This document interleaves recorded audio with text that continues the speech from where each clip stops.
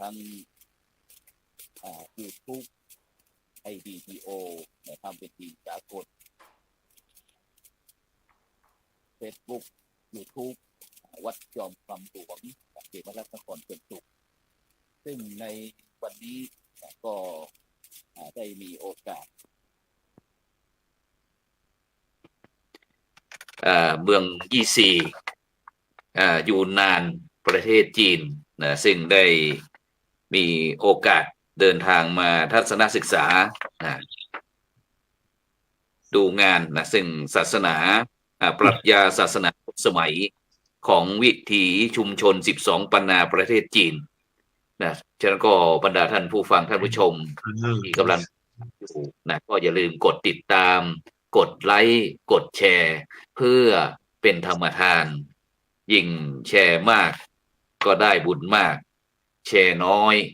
ก็ได้บุญน้อยไม่แชร์ก็ไม่ได้บุญฉะนั้นวันนี้สัญญาณ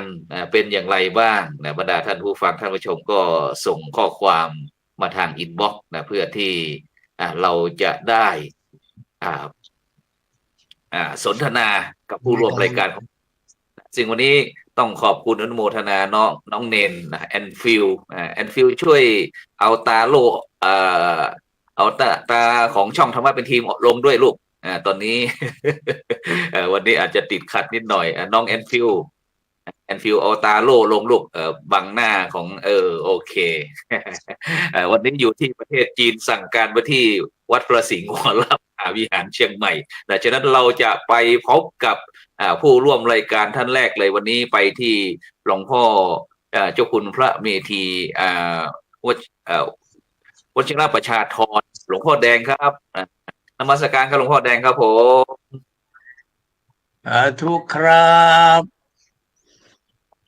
สวัสดีเพื่อนสหธรรมิกทุกโลกครับผมก็มีโอกาสได้สนทนาธรรมช่วงนี้ก็เป็นช่วงรับปริญญาครับปริญญาวันนี้ผมก็ไปฉลองในคณะสังคมศาสตร์ที่ผมมีส่วนเพราะผมได้สอนปริญญาเอกมา6 รุ่นแล้วครับครับผมสาธุครับผมก็วันนี้ก็ไปฉลอง3 สาขาการจัดการเชิงพุทธสาขารัฐประศาสนศาสตร์และสาขารัฐศาสตร์รวมแล้วนิสิตนักศึกษาที่รับปริญญาปีนี้ก็86 รูปคนครับโอ้วัดอินทารามนะครับ86 รูปคนของมจร.ใหญ่เลยครับอ๋อครับผมสาขาครับผมแล้วเราก็ดำเนินการเปิดหลักสูตรดุษฎีบัณฑิตมานี่ก็ปีที่11แล้วครับสาธุครับก็700 กว่ารูปแล้วครับด็อกเตอร์เนี่ยครับ700 กว่ารูปครับอันนี้ก็จะตรงคอนเซปต์ของเครือข่ายพุทธบริษัทยุคใหม่อย่างไรดีครับผมครับต้องศึกษาแล้วครับต้องเรียนครับเดี๋ยวเราจะมาสนทนากันนะหลวงพ่อเนาะเดี๋ยวเราจะมาสนทนากันโอเคครับพ่อไว้ก่อนเลยครับผมครับสาธุครับเดี๋ยวเราไปที่รูปที่2เลยครับไปที่พระอาจารย์ดร.วิสิทธิ์ทิตวิสิทธิ์โทนะครับผู้ช่วยศาสตราจารย์ดร.นะครับจากมหาวิทยาลัยมหาจุฬาลงกรณราชวิทยาลัยเขตเชียงใหม่นมัสการครับอาจารย์ดร.ครับผมครับน้อมถวายความเคารพพระเดชพระคุณอาจารย์เจ้าคุณนะครับแล้วก็อาจารย์พระครูโสพลท่านมหานุวัฒน์นะครับตอนนี้ก็อยู่ที่จีนนะครับครับผมครับผมกับสาธุครับไปที่รูปที่3เลยครับผู้ร่วมรายการวันนี้ที่ท่านอาจารย์พระมหาอนุวัฒน์ทิตเมโทนะครับจากหนองปลาขอนะครับอำเภอเมืองจังหวัดลำพูนนมัสการครับอาจารย์มหาอนุวัฒน์ครับผมครับกราบนมัสการครูบาอาจารย์ทุกรูปนะครับหลวงพ่อแดงแล้วก็ท่านอาจารย์พระครูโสพลท่านอาจารย์ดร.วิสิทธิ์ครับก็ อยู่ไม่ใกล้ไม่ไกลกับท่านอาจารย์พระครูโสพลกับอาจารย์ดรวิสิทธิ์ครับอยู่ข้างห้องกันนี่แหละครับ อยู่เมืองจีนยี่ซีครับยุนนานครับ ครับ24อยู่นานนะครับ เพราะว่าวันพรุ่งนี้ในช่วงนี้ครับท่านอาจารย์หลวงพ่อดรเมธีวชิรประชาธรนะครับผู้ช่วยศาสตราจารย์ดรหลวงพ่อแดงนะครับซึ่งวันนี้พระครูโสพลต้องขออนุญาตก่อนนะครับว่า วันนี้เรามีโปรแกรมครับโปรแกรมที่จะท่องเที่ยวเดินทางมาทัศนศึกษานะครับของคณะปรัชญานะครับศาสนาร่วมสมัยครับของวิถีชุมชน12ปันนาประเทศจีนครับซึ่งวันนี้เราก็เดินทางมาจากเชียงใหม่นะครับตั้งแต่ก่อนประมาณสัก10 โมงกว่านะครับก็วิ่งเลาะมาทางเชียงรายทางลาวนี้ครับแล้วก็เข้าที่12ปันนาครับแล้วเสร็จแล้วเราก็ฉันเพลเสร็จนะครับเราก็เดินทางมารถไฟความเร็วสูงครับหลวงพ่อครับมาที่เมืองยี่ซีนะครับเมืองยี่ซีนะครับฉะนั้นก็จะเป็นอย่างไรนะครับเราก็จะคุยให้กับบรรดาท่านผู้ฟังท่านผู้ชมได้รับฟังกันครับฉะนั้นวันนี้ก็บรรดาท่านผู้ฟังท่านผู้ชมติดตามทางช่อง YouTube ทาง Facebook นะครับหรือว่าสถานีเครือข่ายคลื่นสีขาวชาว8จังหวัดภาคเหนือนะครับหรือว่า FM 104.50 เมกะเฮิรตซ์หรือว่า FM 88.25 เมกะเฮิรตซ์วัดศรีปันเงินนะครับอำเภอสันปะตองจังหวัดเชียงใหม่หรือว่า Facebook YouTube อย่างไรก็ส่งข้อความทางอินบ็อกซ์มาก็แล้วกันนะครับตอนนี้ไม่กองคำนะครับบอกว่ากราบไหว้สาเจ้านะฉะนั้นวันนี้เราตั้งหัวข้อสนทนานะครับสนทนาเกี่ยวกับเรื่องว่าพุทธบริษัทนะครับยุคใหม่นะครับเครือข่ายพุทธบริษัทยุคใหม่จะอย่างไรดีนะครับฉะนั้นวันนี้เดี๋ยวเราจะน้องเนนขยายเป็น4 ภาพเลยลูกขยายเป็น4 ภาพเลยโอเค วันนี้อยู่ที่ประเทศจีนสั่งการนะครับวันนี้นะครับหลวงพ่อแดงครับบรรยากาศที่มจรวิเขตที่วังน้อยเป็นยังไงบ้างครับช่วยรายงานหน่อยครับผมก็คึกคักดีนะอาจารย์คึกคักดี เป็น มาก ไง เล บ้าง ย ทีนี้คึกคักไง เพราะว่าปีที่แล้วเรารวบยอดจัดงานแบบรับปริญญาวันเดียว ครับ เพื่อจะลดค่าใช้จ่าย ปรากฏว่าไม่สำเร็จมันวุ่นวาย ที่จอดรถก็ไม่พอ ครั ก็ บ เลยต้องกลับมาจัด2 วันเหมือนเก่า วัน ครับ แรก ผม ก็จะรับปริญญาตรีพรุ่งนี้วันที่7 ครั วั บ ที่7ก็จะรับปริญญาตรีวันที่8ก็จะรับปริญญาโทแล้วก็ปริญญาเอก ครับ แต่ละวันนั้นก็ประมาณพันรูปคนเศษประมาณ1,200 รูปคนเศษ ปีนี้นักศึกษาทั้งปตรีปโทปเอกของมหาจุฬาลงกรณราชวิทยาลัยเหล่านั้น ได้รับปริญญาทั้งสิ้น 4,000 กว่ารูปคนอาจารย์ เยอะเลยเยอะเลย คนแต่ว่าลงทะเบียนมารับ1,000 กว่าคน2 วันนี้ก็ 2,000 กว่าคน ครับ ก็ถือว่าเราก็จัดเป็น2 วันก็ไม่หนักใจ ครับ ไม่หนักใจ ผมก็ ครับ ได้รับการแต่งตั้งให้อยู่ฝ่ายโภชนาการฝ่าย โอ้เสียดายจัง ปฏิสันถานเรื่องอาหาร ผม ครับ ก็เลยจัดโรงทาน วันนี้เลี้ยงพระเลี้ยงครูบาอาจารย์เลี้ยงนิสิตนักศึกษา ก็ใช้ผัดไทยอัมพวารสเด็ด แล้วก็ โอ้ มีขนมหวาน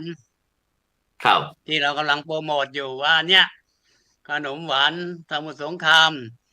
สามารถที่จะส่งนิสิตนักศึกษาให้จบไปถึงระดับด็อกเตอร์ได้ เนี่ย ครับ เพราะเราทำแบบเอาจริงเอาจัง ครับ เหมือนกับขนมหวานสมุทรสงครามเรานี่โด่งดังมานานแล้ว แต่เราไม่ได้เอามา เหมือนกับไม้สักยังไม่ได้แปรรูป ตอนนี้เรามาแปรรูปแล้วว่าเรามาทำแบ่งงานกันทำเป็นหลักเป็นฐาน ไม่ใช่เอาเฉพาะขึ้นบ้านใหม่ฉลองบวชนาค หรืองานศพก็แม่ครัวก็มาทำของหวานการเสร็จงานแล้วก็เลิกกัน ครับ อันนี้เราทำต่อกัน เนื่องกัน ครับ ทำกันทุกวัน แล้วใคร อืม สนใจก็มาศึกษาได้เลยโดยเปิดให้เรียนฟรีเลย เพื่อต้องการ ครับผม ที่จะอนุรักษ์ขนมไทยโบราณของเราไว้ชูลูกหลานเหลนโหลนถ้าคนรุ่นเราไม่คิดจะอนุรักษ์เนี่ย ต่อไป ครับ เด็กรุ่นใหม่จะไม่รู้จักขนมไทยโบราณ ครับผม เพราะขนมไทยโบราณของเรานี่ทองหยิบทองหยอดฝอยทอง อืม มะพร้าวสังขยานี่มันเกิดขึ้นตั้งสมัยโปรตุเกสที่ก็มาเผยแพร่ศาสนา โอ้โห สมัยพระนารายณ์มหาราช ประวัติ มัน ประวัติ แบ่ง ยาว ส่วน นาน ไว้ ด้ เล วย ย พ่อ ว่า ครับ 400 ปีเนาะ ครับ ย่า ผม นี่ก็400 กว่าปี อื เขา ม ถือว่าเขาแบ่งส่วนไว้ถูกต้องเลยว่า ไข่แดงทำอะไร ไข่ขาวทำอะไรบอกว่าไข่ ครั แด บ งนี่ก็สามารถเอามาทำทองหยิบทองหยอดฝอยทองได้ เหลือไข่ขาวก็มาทำเป็นสังขยา โอ้โห ผมก็เลยให้เขาคิดว่าเราต้องเอามะพร้าวเราเมืองแม่กลองก็ทำ ครั เป็ บ นมะพร้าวสังขยาขึ้นมา ปรากฏว่า อืม ผลออกมาแล้วเป็นที่ถูกใจของผู้บริโภค ครับ คือที่เขามาเนี่ยเขามุ่งเรื่องมะพร้าวสังขยาเลยว่าเขาไม่เคยเห็น เขาไม่เคยทาน เพราะว่า เออ เราเอาสังขยาไปนึ่งในลูกมะพร้าวเป็นมะพร้าวอ่อนแล้วเป็นมะพร้าว พระครูโสพลก็ไม่เคยฉันหลวงพ่อ นี่ต้องมาครับต้องมาชิมต้องมาชิม ครับ ก็เลยกลายเป็นมะพร้าวสังขยาฟิวเวอร์ขึ้นมา ก็ถือว่า ครับ คงจะทำให้ผมที่เปิดโครงการหลักสูตรการศึกษาระดับ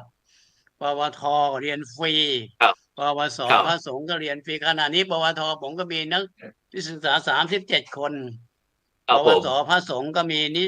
นักศึกษามาเรียน ครับ 31 รูป ปริญญาตรีรัฐศาสตร์ ก็ ครับ 77 ราย โอ้ แล้วก็ สา ผ ธุ มข สาธุ ยายต่อว่า ปีหน้าก็จะขยายการจัดการเชิงพุทธอีก 1 สาขา ครับ ก็ ผม จะขยายปีละชั้น แต่ถ้าปริญญา ครับ ตรีนี่เรียนให้เรียนฟรีเลย แต่ ครับผม ถ้าปริญญาโท โอ้ เท่านั้นแหละที่เราต้อง ครับ ให้ทางมหาวิทยาลัยนั้นเขาตกลงกันเองว่าเขาจะเก็บเป็นค่าเทอมเท่าไหร่รวมเบ็ดเสร็จแล้วก็ถ้าปริญญาโทก็ประมาณ 100,000 บาทครับ ครับ เนี่ย ผมครับ ถื สา อ ธุ ว่าเนี่ย เครือข่ายพุทธบริษัทยุคใหม่เนี่ยทำอย่างไรดี ผมว่าต้องทุ่มเท ทุ่มทุน เพื่อการ ครับ ศึกษาให้พระเนรเราเนี่ยได้เรียน เพราะ ครับ ว่านอกจากเรียนบาลีนักธรรมบาลีแล้วต้อง อืม มาเรียนการศึกษา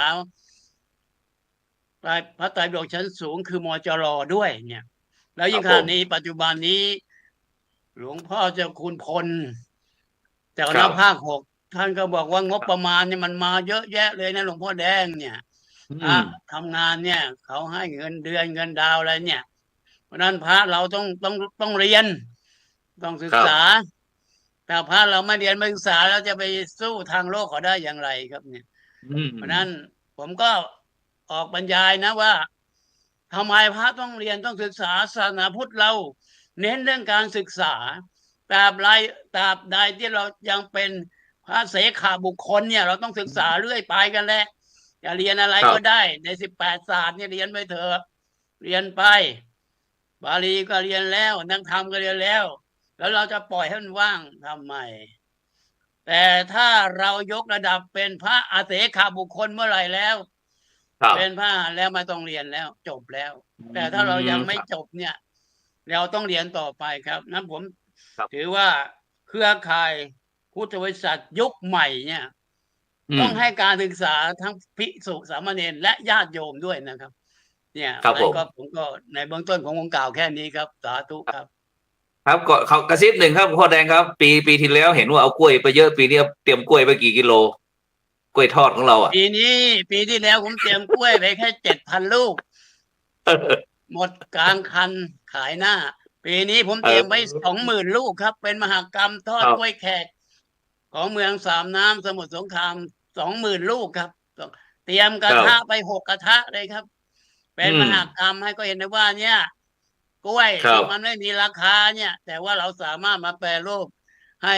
เป็นกล้วยแขก เป็นกล้วยที่มีราคาใส่ถุง ครับ ใส่ถุงกระดาษน่ารับประทานครับ เนี่ยปีนี้20,000 ลูกครับ 19 ครับ เพลง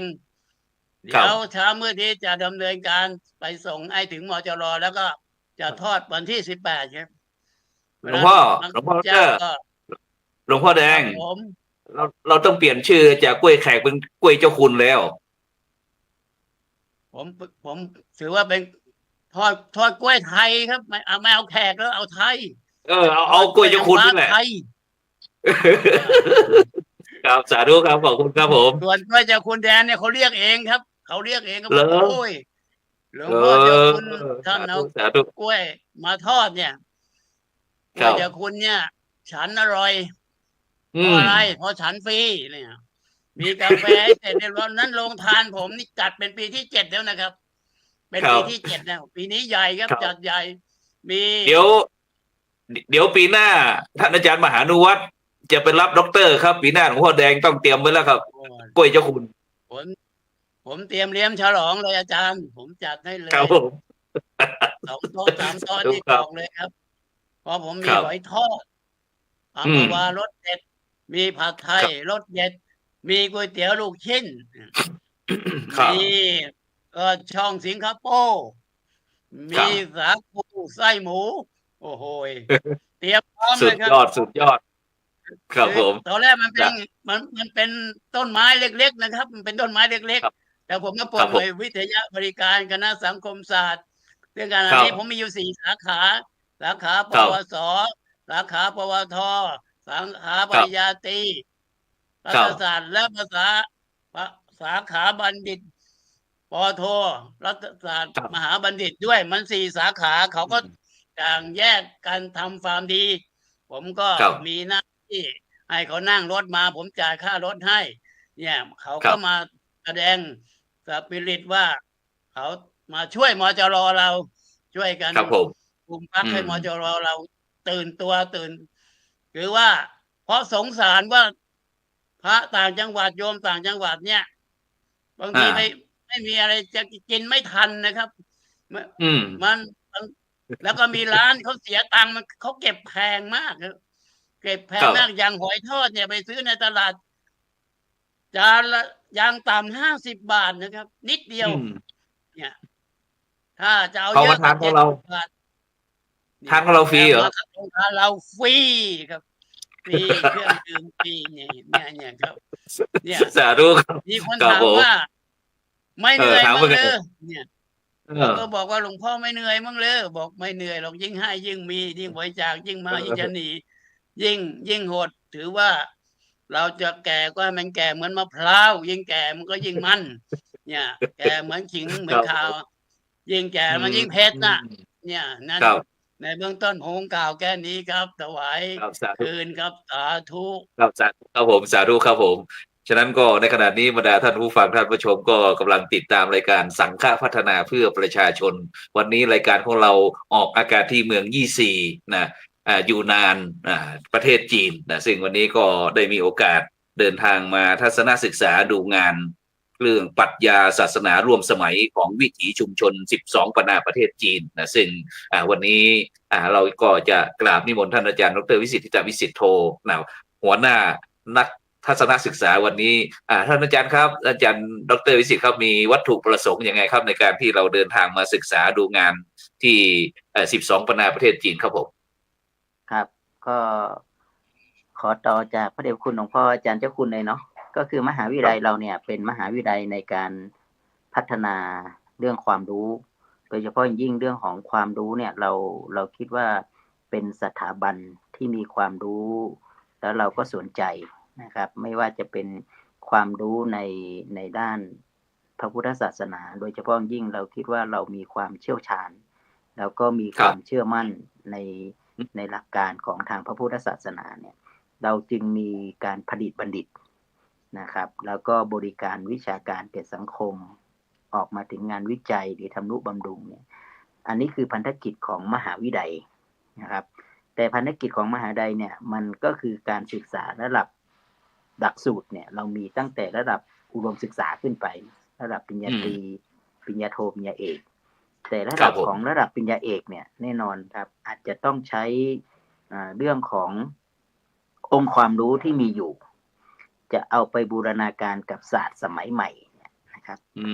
เพื่ เพื่อจะพัฒนาจิตใจและสังคมเนี่ยอันนี้คือเป็นสิ่งที่เราแสวงหาฉะนั้นเนี่ยระดับปริญญาโทปริญญาเอกหรือแม้กระทั่งปริญญาเอกเนี่ยเราจึงแสวงหาทั้งทางภายในและภายนอกภายในก็คือเรื่องของการปฏิบัตินะครับโดยเฉพาะยิ่งเรื่องของการปฏิบัติเรื่องของวิปัสสนากรรมฐานอันนี้เราถือว่าเป็นภายในที่เรามีความเด็ดเดี่ยวแล้วก็มีความมุ่งมั่นมีความเชี่ยวชาญนะครับต่างจากมหาวิทยาลัยทั่วไปอันที่สองก็คือว่าเราก็จะไม่ทิ้งนะการความรู้เรื่องของทางโลกที่ควบคู่กันไปก็เรียกว่าการศึกษาทั้งสองส่วนนี้นะครับที่จะต้องปรับตัวแล้วก็พัฒนานะครับฉะนั้นเนี่ยในหลักสูตรของพุทธศาสตร์ดุษฎีบัณฑิตสาขาวิทยาปรัชญาเนี่ยเรามีความคิดว่าคือเราพัฒนาแนวคิดและชีวิตร่วมสมัยฉะนั้นหลักสูตรของเราเนี่ยเป็นหลักสูตรที่พัฒนาเรื่องความคิดนะครับอยู่มีชีวิตร่วมสมัยทีนี้สมัยที่เรากำลังคิดอยู่ในปัจจุบันเนี่ยมันคือการเปลี่ยนแปลงนะครับเรามีความท้าทายกับหลายสิ่งหลายอย่างนะครับแต่หลักการของเราในสาขาเราเนี่ยเราสนใจเรื่องวิธีคิดเราสนใจเรื่องแนวคิดเราสนใจเรื่องของการปรับเปลี่ยนโดยใช้ฐานของพุทธธรรมนี่คือหรือหลักการทางพุทธปรัชญาเนี่ยนะครับที่เราพูดถึงหลักการทางพุทธปรัชญาเนี่ยเราสนใจวิธีคิดเราสนใจเรื่องของอุดมการณ์หรือการเปลี่ยนแปลงนะครับฉะนั้นเนี่ยนิสิตเราศึกษาในหลักการทางพุทธศาสนาแล้วเนี่ยเราศึกษาสิ่งที่นั่นมาเนี่ยเราก็ต้องไปศึกษาวิถีชีวิตของเพื่อนร่วมอุดมการณ์หรือแม้กระทั่งเพื่อนที่เป็นต่างวัฒนธรรมหรือต่างประเทศเนี่ยนะครับฉะนั้นจึงมีโครงการภายใต้หลักสูตรนะครับเราก็มีโครงการทัศนศึกษาหรือการแลกเปลี่ยนการศึกษาระหว่างต่างประเทศนะครับทีเนี้ยปีหนึ่งเราก็มีครั้งเดียวครับอาจารย์พระครูโสพลครับเราพยายามฝึกฝนนิสิตของเราเสร็จแล้วเราก็ไปเรียนรู้กับประเทศที่เป็นประเทศพุทธศาสนาหรือเป็นประเทศที่มีความใกล้เคียงกันนะครับฉะนั้นเนี่ยเราก็มีความเชื่อมั่นว่าการเดินทางมาของเราเนี่ยนะครับเราก็มีความรู้สึกว่าเราได้มีโอกาสได้มาเปิดนะครับเปิดแนวคิดเปิดวิธีการนะครับอยากให้นิสิตของเราเนี่ยนะครับได้มีโอกาสได้ออกนอกสถานที่นะครับก็เป็นโครงการประจำปีละครั้งครับอาจารย์พระครูโสพลครับภายใต้โครงการปีนี้เราก็มาจัดสัมมนานะครับสัมมนาปรัชญากับวิถีชีวิตของเมือง12ปันนาหรือวัฒนธรรมนะครับเพราะว่าเรามีลูกศิษย์ที่นี่เยอะเหมือนกันอาจารย์ครับที่ไปแลกเปลี่ยนเรียนรู้นะครับแล้วหลังจากนั้นเราก็ตามลูกศิษย์เรามาเดินทางมาเยี่ยมลูกศิษย์เราหน่อยสิ มันคือความผูกพันด้านความรู้สึกของความเป็นครอบครัวเดียวกันเป็นความรู้สึกของครอบครัวของมหาจุฬาแม้ว่าจะมาอยู่ในประเทศไทยศึกษาแล้วนะครับแล้วครูบาอาจารย์ก็กลับมาเยี่ยมลูกศิษย์อันนี้มันเป็นวัฒนธรรมนะครับตั้งแต่ครูบาอาจารย์ท่านทิศปฏิบัติกันละการเดินทางเผยแผ่การเดินทางแลกเปลี่ยนวัฒนธรรมการเดินทางเพื่อแลกเปลี่ยนมุมมองวิถีชีวิตผมว่าเป็นการเสริมพลังให้กับทางนิสิตที่เรียนอยู่ในหลักสูตรด้วยแล้วก็นิสิตที่เราได้เป็นนิสิตของมหาจุฬาด้วยอันนี้ก็เป็นวัตถุประสงค์อีกอันหนึ่งที่เราได้พัฒนาแนวคิดและชีวิตร่วมสมัยปรับตัวให้กับยุคสมัยแลกเปลี่ยนเรียนรู้แล้วก็มาเยี่ยมเยียนครับ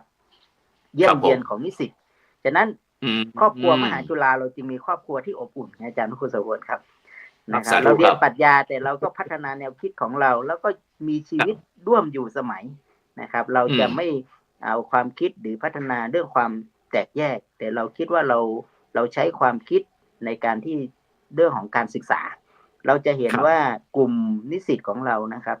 ที่มาก็ล้วนแล้วแต่สหวิชาชีพที่มาศึกษานะครับพื้นฐานองค์ความรู้แต่ละคนอาจจะไม่เท่ากันแต่พอมาศึกษาเสร็จแล้วเรามีหัวใจเดียวกันนั่นคือการศึกษาภายใต้หลักการพระพุทธศาสนาเพื่อพัฒนาแนวคิดและชีวิตร่วมสมัยครับ ครับผมครับสาธุครับงั้นบรรดาท่านผู้ฟังท่านผู้ชมก็กำลังติดตามรายการสังฆพัฒนาเพื่อประชาชนบทบาทพระสงฆ์ในยุคนิวนอร์มอนวันนี้เราตั้งหัวข้อบอกว่าเครือข่ายพุทธบริษัทยุคใหม่จะอย่างไรดีนะครับซึ่งวันนี้อย่างที่ท่านอาจารย์ดร.วิสิทธิตาวิสิทธโธ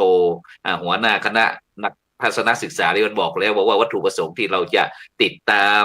มาเยี่ยมเยียนลูกศิษย์ลูกหาหรือว่าภาคีเครือข่ายอะไรต่างๆที่นับถือพระพุทธศาสนาฉะนั้นแม้แต่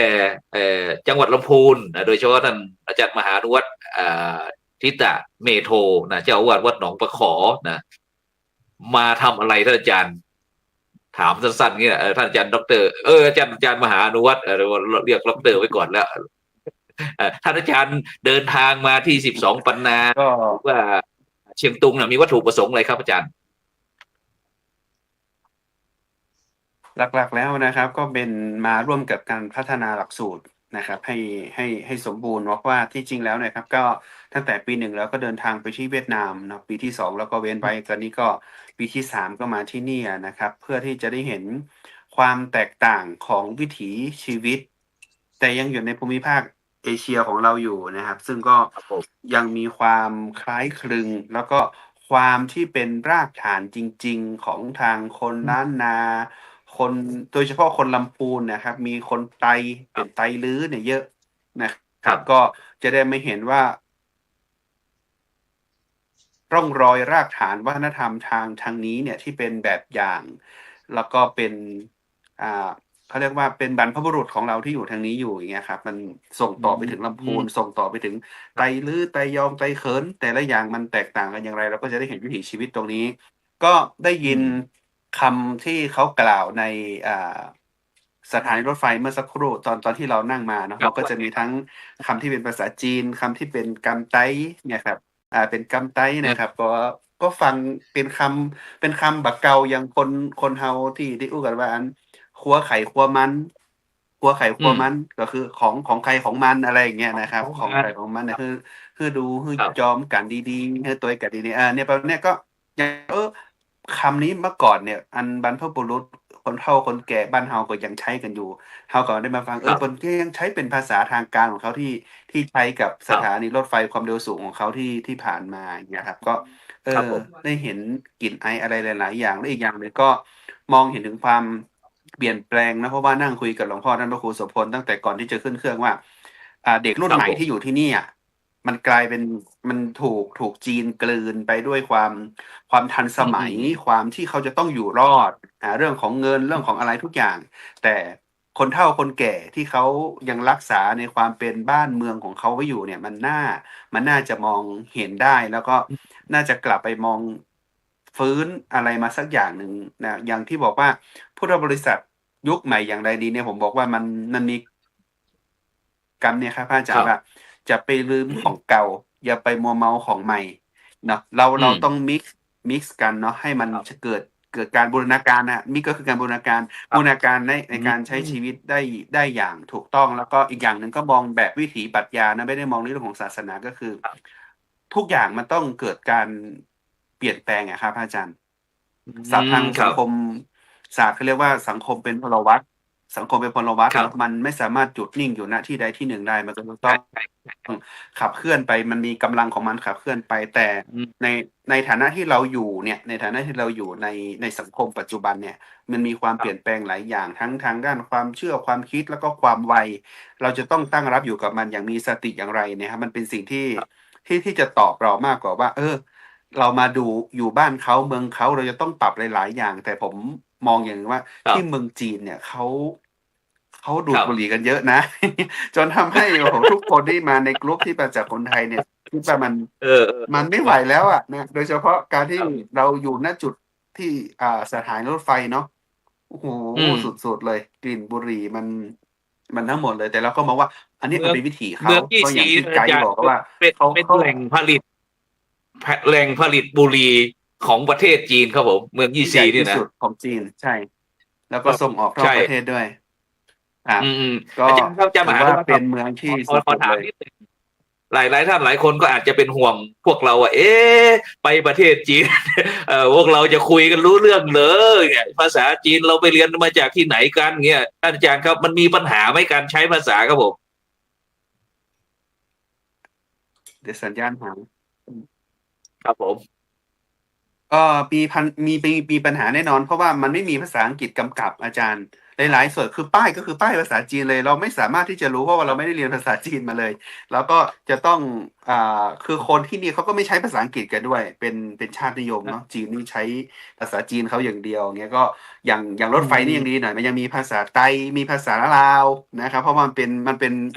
ป็นรถไฟความเร็วปานกลางที่กระตุ้นเศรษฐกิจตั้งแต่เวียงจันทร์สถานีที่เราขึ้นขบวนที่เราขึ้นก็คือตั้งแต่นครหลวงเวียงจันทร์ถึงที่คุนหมิงแต่เราลงที่ยี่ซียังไม่ถึงคุนหมิงเนี่ยนะครับก็มองเห็นว่าโอ้มันภาษานี่สำคัญมากอาจารย์ครับ ดังนั้นเราจะสื่อสารอะไรกับใครเนี่ยเราต้องมองซ้ายมองขวาก่อนนะภาษาอังกฤษเขาก็ได้นะแต่ไม่ใช่ว่าเขาไม่ได้เลยเขาก็ยังฟังรู้เรื่อง อย่างที่ไปสั่งกาแฟที่บนรถไฟก็บอกว่า coffee อะไรเงี้ยครับ hot no sugar เนี่ยเขาก็รู้อยู่เนาะแต่ถ้าหากว่าจะให้พูดภาษาจีนเนี่ยก็ไม่ได้เลยแต่ถ้าหากว่าจะสื่อสารไปการเปิดอะไรในอย่างในห้องพักเราเนาะในแอร์อย่างเงี้ยครับมันก็มีสัญลักษณ์ไม่มีเป็นภาษาอังกฤษเลยเป็นภาษาจีนหมดเลย ก็ต้องสังเกตแล้วก็ดูปุ่มที่เขาดูจากรอยมือครับ เมื่อกี้ผมดูจากรอยมือนะว่าปุ่มนี้เนี่ยมันถองแล้วมันถองแล้วมันเขาเรียกว่านะมันเริ่มเลือนแล้วแสดงว่าปุ่มนี้มันเป็นกลุ่มเปิดปิดอย่างเงี้ยก็เลยใช้เซนส์อย่างนั้นเอา work to เดา ก็ใช้เซนส์ใช้ความรู้สึกเอาแต่ผมคิดว่ามันเรื่องบุหรี่นี่น่าจะต้องกลับมาทบทวนแล้วละคราวหน้ามาจะต้องเตรียมตัวมากๆกับเรื่องของการตั้งรับมือกับบุหรี่ครับอย่างนั้นก็ตอนนี้ก็ยังมีอาการอาจารย์เนาะว่าเขาสูบบุหรี่กันจัดมากๆครับผมครับสาธุครับผมแต่อากาศเย็นอากาศ14 ใช่13 องศาอากาศก็ดีนะครับเห็นบอกว่าเมื่อกี้ทางไกด์อะไรต่างๆก็บอกว่าพรุ่งนี้มีอะไรที่เครื่องกันหนาวอะไรต่างๆก็เตรียมไว้เลยถอดออกจากกระเป๋ามาเลยนะครับซึ่งผมก็เตรียมถุงเท้าที่จะถวายพระอาจารย์ทั้ง4 รูปนะครับรวมทั้งผมด้วยนะครับ ซื้อ4 คู่นะครับแต่เห็นอาจารย์มหานุวัฒน์บอกว่ามีหมวกด้วยอะไรด้วยนะครับฉะนั้นนี่ก็คุยบรรยากาศให้กับบรรดาท่านผู้ฟังท่านผู้ชมเลยรับทราบว่าตอนนี้เราอยู่ที่เมืองยี่ซียูนานประเทศจีนที่ซึ่งวันนี้เรามาพักที่นี่ก่อนนะฉะนั้นแล้วก็จะวัตถุประสงค์ของเราก็คือก็จะไปดูแล้วก็เชื่อมสัมพันธ์ในขยายภาคีเครือข่ายต่างๆในการเผยแผ่พุทธศาสนาซึ่งเราก็จะมีมูลนิธิลุ่มน้ำโขงนะที่คอยประสานงานดูแลความเป็นอยู่หรือว่าความทุกข์สุขหรือว่าความมั่นคงพุทธศาสนาลุ่มน้ำโขงตั้งแต่ประเทศจีนประเทศพม่าประเทศลาวแล้วก็ประเทศไทยแล้วก็ยังมีรายการพระพุทธศาสนา4 แผ่นดินซึ่งก็ถ้าเรากลับไปที่12 ปันนาก็คงจะได้มีโอกาสกราบนิมนต์พระมหาเถระจาก12 ปันนาได้เข้ามาร่วมรายการของเราโดยเฉพาะในช่วงนี้ตั้งแต่วันที่4เป็นต้นมาสมเด็จพระสังฆราชจาก12 ปันนานั้นก็ได้มีพิธีอัญเชิญพระเขี้ยวแก้วจากประเทศจีนนี่ไปร่วมเฉลิมพระเกียรติพระบาทสมเด็จพระวชิรเกล้าเจ้าอยู่หัวของเรานะที่กรุงเทพมหานครดังนั้นก็นี่ก็เป็นการเชื่อมในแนวทางใช้โดยใช้หลักพระพุทธศาสนาเป็นสิ่งที่คอยยื่นโยงเกี่ยวพันกันมีความเป็นภาคีเครือข่ายซึ่งกันและกันโดยเฉพาะก็ในปัจจุบันนี้ทางพระสงฆ์ทั้ง4 ประเทศนี้ก็มีการบูรณาการร่วมกันแล้วก็ได้ทำงานเป็นภาคีเครือข่ายต่างๆฉะนั้นวันนี้เราก็เลยบอกว่าเครือข่ายพุทธบริษัทไม่ใช่แต่พระสงฆ์ละเรารวมถึงพระอุบาสกอุบาสิกาพระสงฆ์สามเณรทั้ง4 ประเทศเนี่ยเราจะสร้างความมั่นคงพุทธศาสนาให้เป็นศาสนาโลกอย่างไรนะครับฉะนั้นไปที่หลวงพ่อแดงกันหลวงพ่อแดงครับหลวงพ่อเจ้าคุณครับในปัจจุบันนี้ครับโอ้ประเทศไทยเดี๋ยวนี้กำลังมันซะเลยเดี๋ยวคนนั้นก็ออกรายการคนนี้ก็ออกรายการบางคนก็ออกว่าโหนสลิงบ้างไปออกรายการโหนสลิงบ้าง ต่างๆนานาหมดครับหลวงพ่อมองเห็นสถานการณ์ในปัจจุบันในพุทธศาสนาเป็นยังไงบ้างครับหลวงพ่อครับมั่นคงไหมครับผมหรือว่ายังไงก็ มันก็เป็นแบบนี้นะอาจารย์ถือว่า เป็นยังไงแบบนี้เป็นยังไง เหรียญมันมีสองด้านนะ เหรียญมีสองด้าน มันมีทั้งบวกมีทั้งลบ อืม แล้วก็แปลกแต่จริงนะแปลกแต่จริงมาก พระทำดีแทบเอาชีวิตเป็นเดิมพันเนี่ย เห็นข่าวออกมั่งเลยไม่มีใครหนังสือพิมพ์หรือว่าโทรทัศน์ไม่เห็นมาสัมภาษณ์มั่งเลย แต่ว่าพระหรือไม่ใช่พระไปทำความไม่ดีเนี่ยโอ้ยหลายวันเลย ช่องนั้นออกช่องนี้ออกช่องนู้นออกเนี่ยบางทีก็กลายเป็นพระเราก็เป็นเหยื่อเขานะเป็นเหยื่อ เยอะเลยพ่อ ต้องระวังครับผม พระเราต้องระวัง ผมว่าใช้ตัดสมาตุนหิดีที่สุดเราไม่ต้องไปโต้ตอบเขาหรอกเอาความนิ่งครับสงบความวุ่นวายเขาอยากจะทำอะไรให้เขาทำไปแต่เราก็ปฏิบัติของเราให้มันดีไว้เท่านั้นนะครับเราทำให้มันบริสุทธิ์ยุติธรรมเราศึกษาเข้าไว้นะครับหรือว่าอย่างที่อาจารย์ไปดูงานต่างประเทศเนี่ยผมเห็นด้วยนะครับผมเห็นด้วย ว่าเราจะอยู่แต่เมืองไทยไม่ได้เนี่ยมันต้องไปทัศนศึกษาไปหาความรู้ เช่นผมไปประเทศจีนผมก็ได้ความรู้จากประเทศจีนมาว่าเขาไม่ตัดไม้ทำลายป่าเหมือนอย่างประเทศไทยเขาไม่ตัดถนนแบบประเทศไทยแล้วเขาไม่มีถนนระยางแล้วเขาใช้รถไฟความเร็วสูงเลยนะครับผมไปที่ไอ้ต้นน้ำยางสีเจียงที่สามก๊กมันแสดงอ่ะไปดูที่ไอ้ช่องแคบที่เสือมันกระโดดได้อ่ะมันจริงไหมเนี่ยเขาบอกว่าต่อไปหลวงพ่อไม่ต้องมารถกโลทั่งหรอกมารถไฟเร็วสูงเลยผ่านเลยเนี่ยโอ้โหก็พัฒนาดีมากเลยเนี่ยแค่เนี้ยเราก็สู้เขาไม่ได้แล้วของเรานี่จะทำถนนสักเส้นต้องตัดไม้ทำลายป่ากันครับผมแล้วไปประเทศสิงคโปร์เขาไม่มีป่าไม้เลยนะแต่ว่าเขาเนรมิตให้มันเกิดขึ้นมาเขาพยายามถมทะเลมหาสมุทรซื้อดินซื้อทรายเอามาถมเนี่ยแต่ป่าเขาเริ่มมีเยอะขึ้นแล้วต้นไม้นี่เขาขอจากประเทศนั้นประเทศนี้ประเทศโน้นสมเด็จพระเทพเสด็จไปเนี่ยยังต้องเอาต้นลิ้นจี่จากอัมพวาไปปลูกเลยเขาขอมาเนี่ยครับเนี่ยผมต้องอยากไปดูไงมันเป็นป่าแบบไหนเนี่ยโอ้เป็นป่าจริงๆแล้วการดูป่าของเขานี่นั่งกระเช้าครับดูป่าเขาเสียตังค์นะครับนั่งกระเช้ารอบเกาะเลยเนี่ยแล้วไม่ได้นั่งตลอดทางไม่ใช่ครับเขามีสถานีพักแล้วก็ต้องไปซื้อกาแฟเขาดื่มเนี่ยเขาคิดได้นะครับแต่ของเรายังคิดไม่ได้คิดอะไรอยู่ก็ไม่รู้นะครับไปเวียดนามก็เหมือนกันนะครับการท่องเที่ยวเวียดนามนำประเทศไทยป่าของเวียดนามยังสมบูรณ์แล้วเราก็ไปเที่ยวป่าเวียดนามก็สไตล์เดียวกับสิงคโปร์ใช้กระเช้าไฟฟ้าท่องเที่ยวทัศนาไปดูป่าเขาต้องเสียตังค์นะครับเนี่ยแล้วเวียดนามนี่ไม่ต้องพูดเรื่องการศึกษาเนี่ยเขาทิ้งเราขาดเลยนะครับมันวัดตรงไหนครับมันวัดตรงภาษานะครับเราตั้งใจจะสปีกกับเขาเนี่ยไม่ต้องเขาพูดภาษาไทยปลอเลยหลวงพ่อจะเอาอะไรเนี่ยหลวงพ่อต่อมาเลยเนี่ยแล้วเดิมตรงเนี้ยเป็นชัยภูมิสงครามนะครับแต่ปัจจุบันนี้เขาปรับเป็นที่ท่องเที่ยวอาลองเบในทะเลเอาเรือเก่าๆผูกมาเราปล่อยให้ผูกให้พังของเขาเอาเรือผูกเก่ามาพัฒนาทำเป็นเรือท่องเที่ยวอาลองเบเสร็จเรียบร้อยขึ้นอารองบกก่อนเป็นสนามรบเลยนะครับแต่ปัจจุบันนี้ก็ปิดหัวปิดท้ายเอาน้ำเข้าทำนารอบด้านได้พายเรือเขาได้เงินเนี่ยการท่องเที่ยวมีคนไปเที่ยวเรือใช้ถึง 3,000 ลำแล้วก็เต็มเที่ยวเนี่ยเขาเงินส่วนนี้มาพัฒนาประเทศเขาแล้วไอ้ที่ร้ายที่สุดนี่ครับที่ร้ายมากที่สุดคือ คนรวยเวียดนามที่ไปรวยต่างประเทศมาช่วยพัฒนาประเทศของเขามาประเทศพัฒนามาช่วยเอาทุนมาสนับสนุนมาช่วยการศึกษาเนี่ยนั้นเราจึงแพ้เขาเรื่องการศึกษาเราสู้เวียดนามไม่ได้แล้วประเทศที่ผมไปประเทศก็คือประเทศเขมรหรือกัมพูชาเนี่ยกัมพูชาเราก็บอกว่าเขาเดือดาเราจะไปทำไมเมืองตัวกระปกเดี๋ยวนี้มันไม่ใช่แล้วนะครับปัจจุบันเนี่ยกัมพูชาเป็นเมืองสะอาด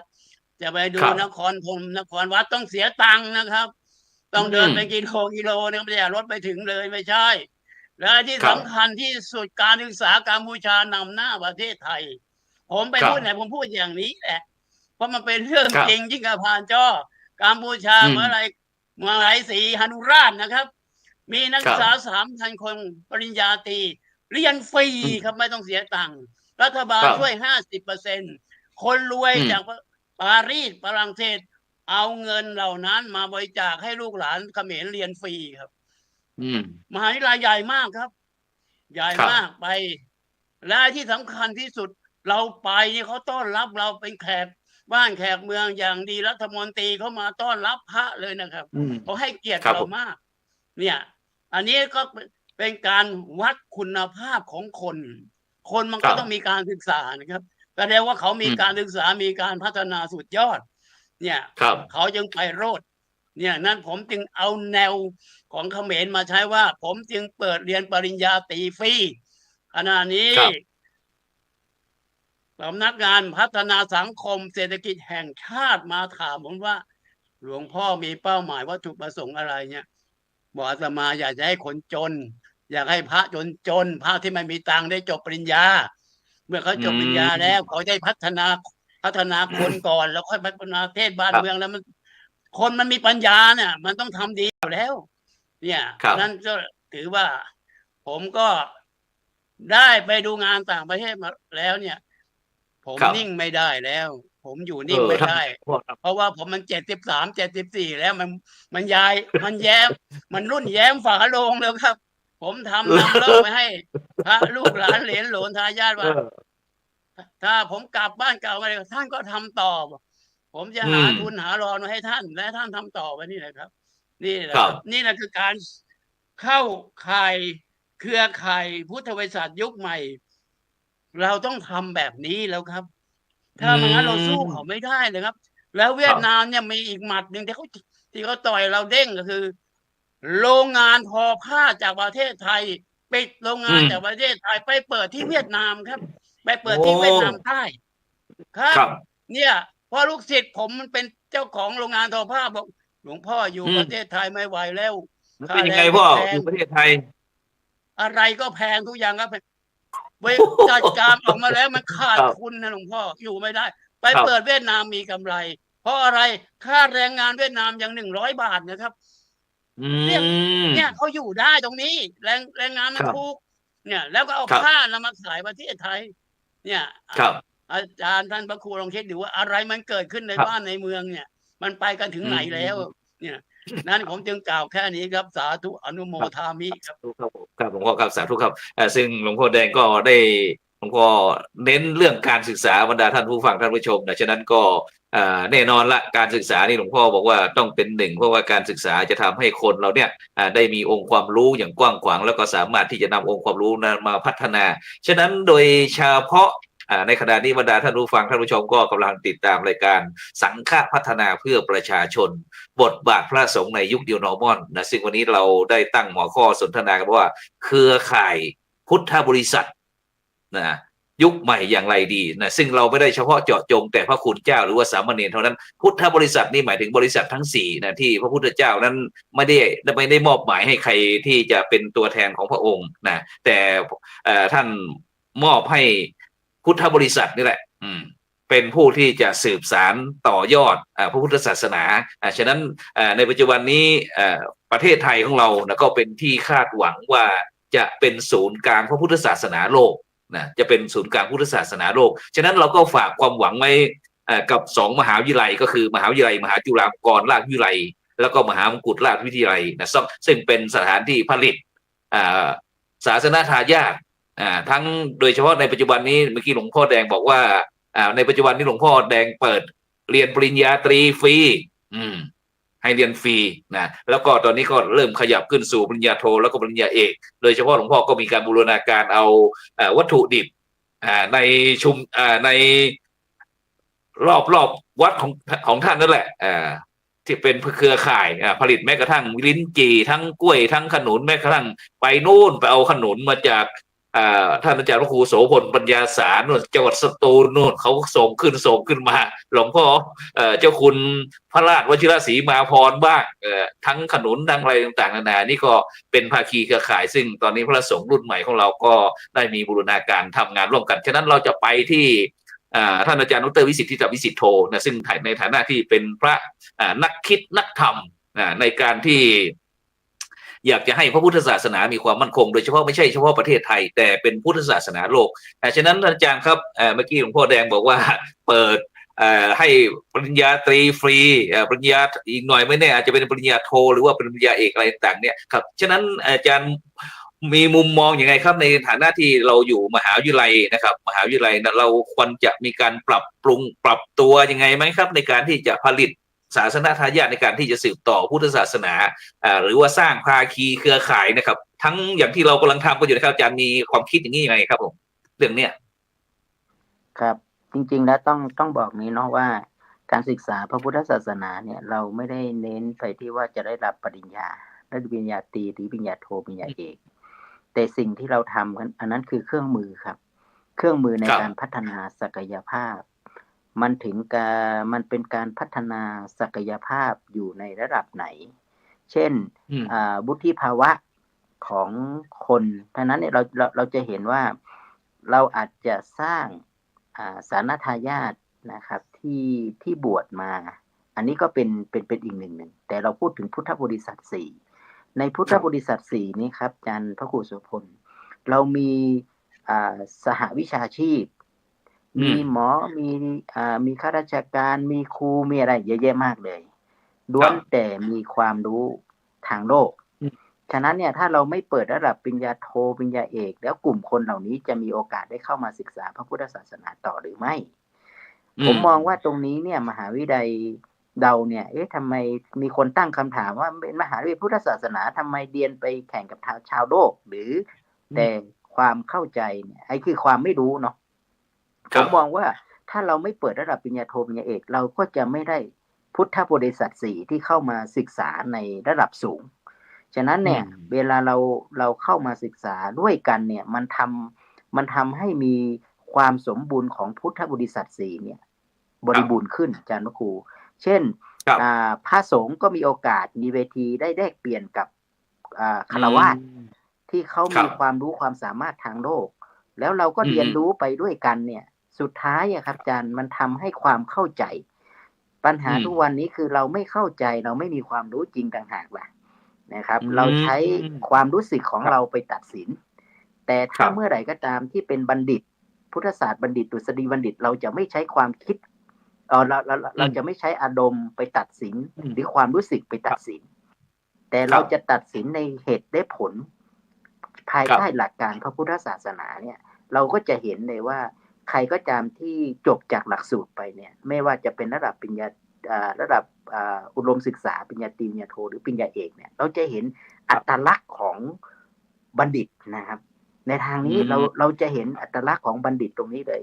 ผมเลยมองว่าการศึกษาเนี่ยนะครับหรือไตรสิกขาที่เราบอกว่าศึกษาเรื่องศีลสมาธิปัญญาเนี่ยมันก็มีบุคคลประเภทต่างๆที่จะเข้าใจเนี่ยนะครับบริบทเนี่ยมันผมมองว่าองค์ความรู้ตรงนี้ครับมหาวิทยาลัยสงฆ์เนี่ยเกิดขึ้นเพราะต้องการให้ทุกคนได้เข้าถึงพระพุทธศาสนานะครับจึงได้มีการแบ่งองค์ความรู้ออกไปเป็นประเภทต่างๆแล้วก็บูรณาการกับศาสตร์ต่างๆที่เรากำลังพูดถึงเนี่ยนะครับท่านถนัดตรงไหนเมื่อสังคมวิกฤตอาจจะต้องมีสังคมสงเคราะห์หรือสังคมศาสตร์หรือพัฒนาสังคมเนี่ยขึ้นมาช่วยพอดีเวลาเราจะพัฒนาสังคมเนี่ยมันก็ต้องใช้หลักพุทธศาสนาเข้าไปช่วยใช่ไหมครับถ้าเกิดเราไม่ได้เอาหลักพุทธศาสนาหรือฆราวาสไม่ได้เรียนหลักพระพุทธศาสนาแล้วถามว่าจะปกครองพัฒนาสังคมด้าน ดยใช้หลักการอะไรล่ะจะใช้ทฤษฎีทางตะวันตกหรือทฤษฎีตะวันออกมาแล้วเราบริบทของเราคือเราใช้หลักการพระพุทธศาสนาฉะนั้นเราจึงปกครองหรือดูแลกันไงจะพัฒนาสังคมของเราเนี่ยเห็นไหมครับมันก็ต้องใช้หลักการตรงนี้เราจึงมีบุคคลหรือองค์กรภาคีเครือข่ายต่างๆที่เข้ามาร่วมกันเนี่ยผมมองว่าเราไม่ได้เรียนเพื่อที่จะไปประดับยศถาบรรดาศักดิ์แต่เรากำลังเรียนเพื่อที่จะเข้าใจถึงเข้าถึงทุกกลุ่มเป้าหมายทุกระดับชั้นที่เป็นฆราวาสญาติโยมนะครับผมเห็นแล้วครับว่าเมื่อไหร่ก็ตามเนี่ยในเราเปิดสาขาปรัชญาเราเปิดระดับปริญญาโทที่ผ่านมาเนี่ยของเชียงใหม่เนี่ยเราไม่ได้บุคลากรที่ยังเป็นผู้นำทางสังคมนะแต่พอเราเปิดระดับปริญญาเอกเนี่ยเราได้บุคลากรทางผู้มีความรู้ความสามารถในสังคมมาเยอะเลยเห็นไหมครับอาจารย์ครูเราได้ถึงผู้นำถ้าพูดถึงก็คือถ้าเป็นการนำเรื่องสาธารณสุขก็ต้องเป็นหมอเป็นพยาบาลนะครับเห็นนะเราจะนำถึงทางปกครองเราก็ได้ในอำเภอมาเราได้ระดับที่เป็นผู้นำทางสังคมจริงๆนะครับอันนี้คือผมคิดว่ามันเป็นการโอกาสที่เราจะมีเวทีในการพัฒนาก้าวต่อไปเนี่ยฉะนั้นเนี่ยเราจะเห็นความแตกต่างของกลุ่มคนเลยแต่ถ้าเราเปิดระดับแค่อุดมศึกษาปริญญาตรีหรือไม่กระทั่งปริญญาโทเราก็จะไม่ได้กลุ่มคนเหล่านี้เข้ามาศึกษาพุทธศาสนาซึ่งเป็นกลุ่มคนที่สำคัญที่สุดในการที่จะทำให้พระพุทธศาสนามั่นคงผมเชื่อว่าคือมั่นคงนะครับมั่นคงและยั่งยืนเพราะเราฝากพระพุทธศาสนาไว้กับพุทธบริษัททั้งสี่อันนี้คือความชัดเจนนะครับผมคิดว่าเนี่ยมหาจุฬาเราพูดถึงเรื่องนี้น้อยมากนะครับแต่พอเราก็เจอกระแสทางสังคมเขาก็ตั้งคำถามว่าเรียนมหาจุฬาก็ไม่ต่างอะไรกับเรียนจริงๆแล้วมันมีความแตกต่างกันอย่างสิ้นเชิงที่สถาบันการศึกษาข้างนอกอาจจะไม่เหมือนเราเพราะเราเรียนมีนักบวชทั้งเป็นภิกษุณีนะครับหรือแม้กระทั่งอุบาสกอุบาสิกาที่มาบวชเป็นแม่ชีอะไรนะเนาะสำนักเราก็มาเรียนด้วยกัน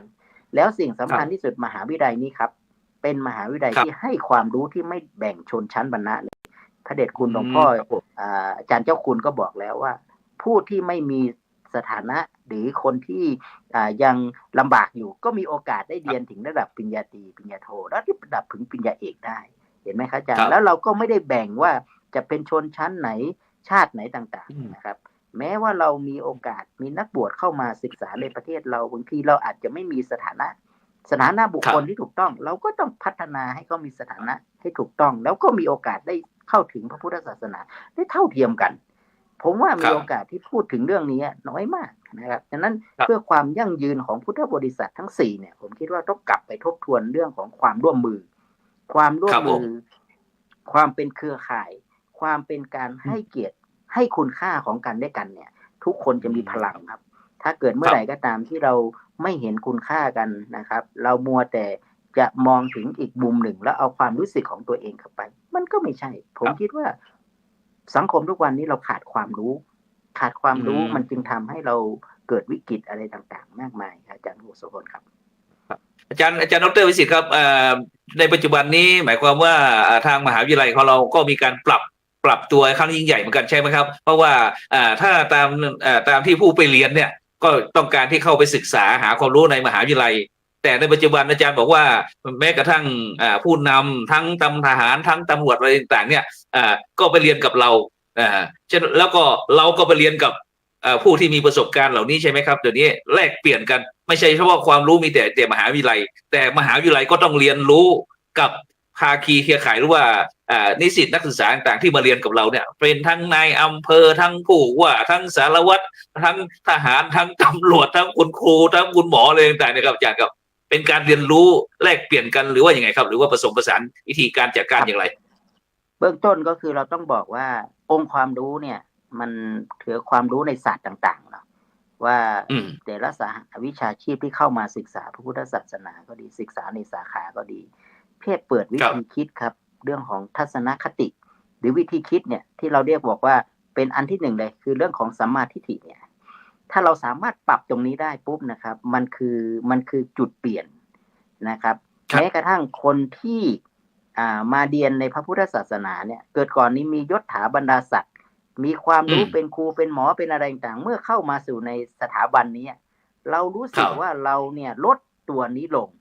จริงๆแล้วเนี่ยไอ้ตัวเนี้ยมันคือสำคัญเลยนะผมคิดว่าถ้าเกิด ครับ ว่าพอมา สำคัญยังไง มาเรียนแล้ว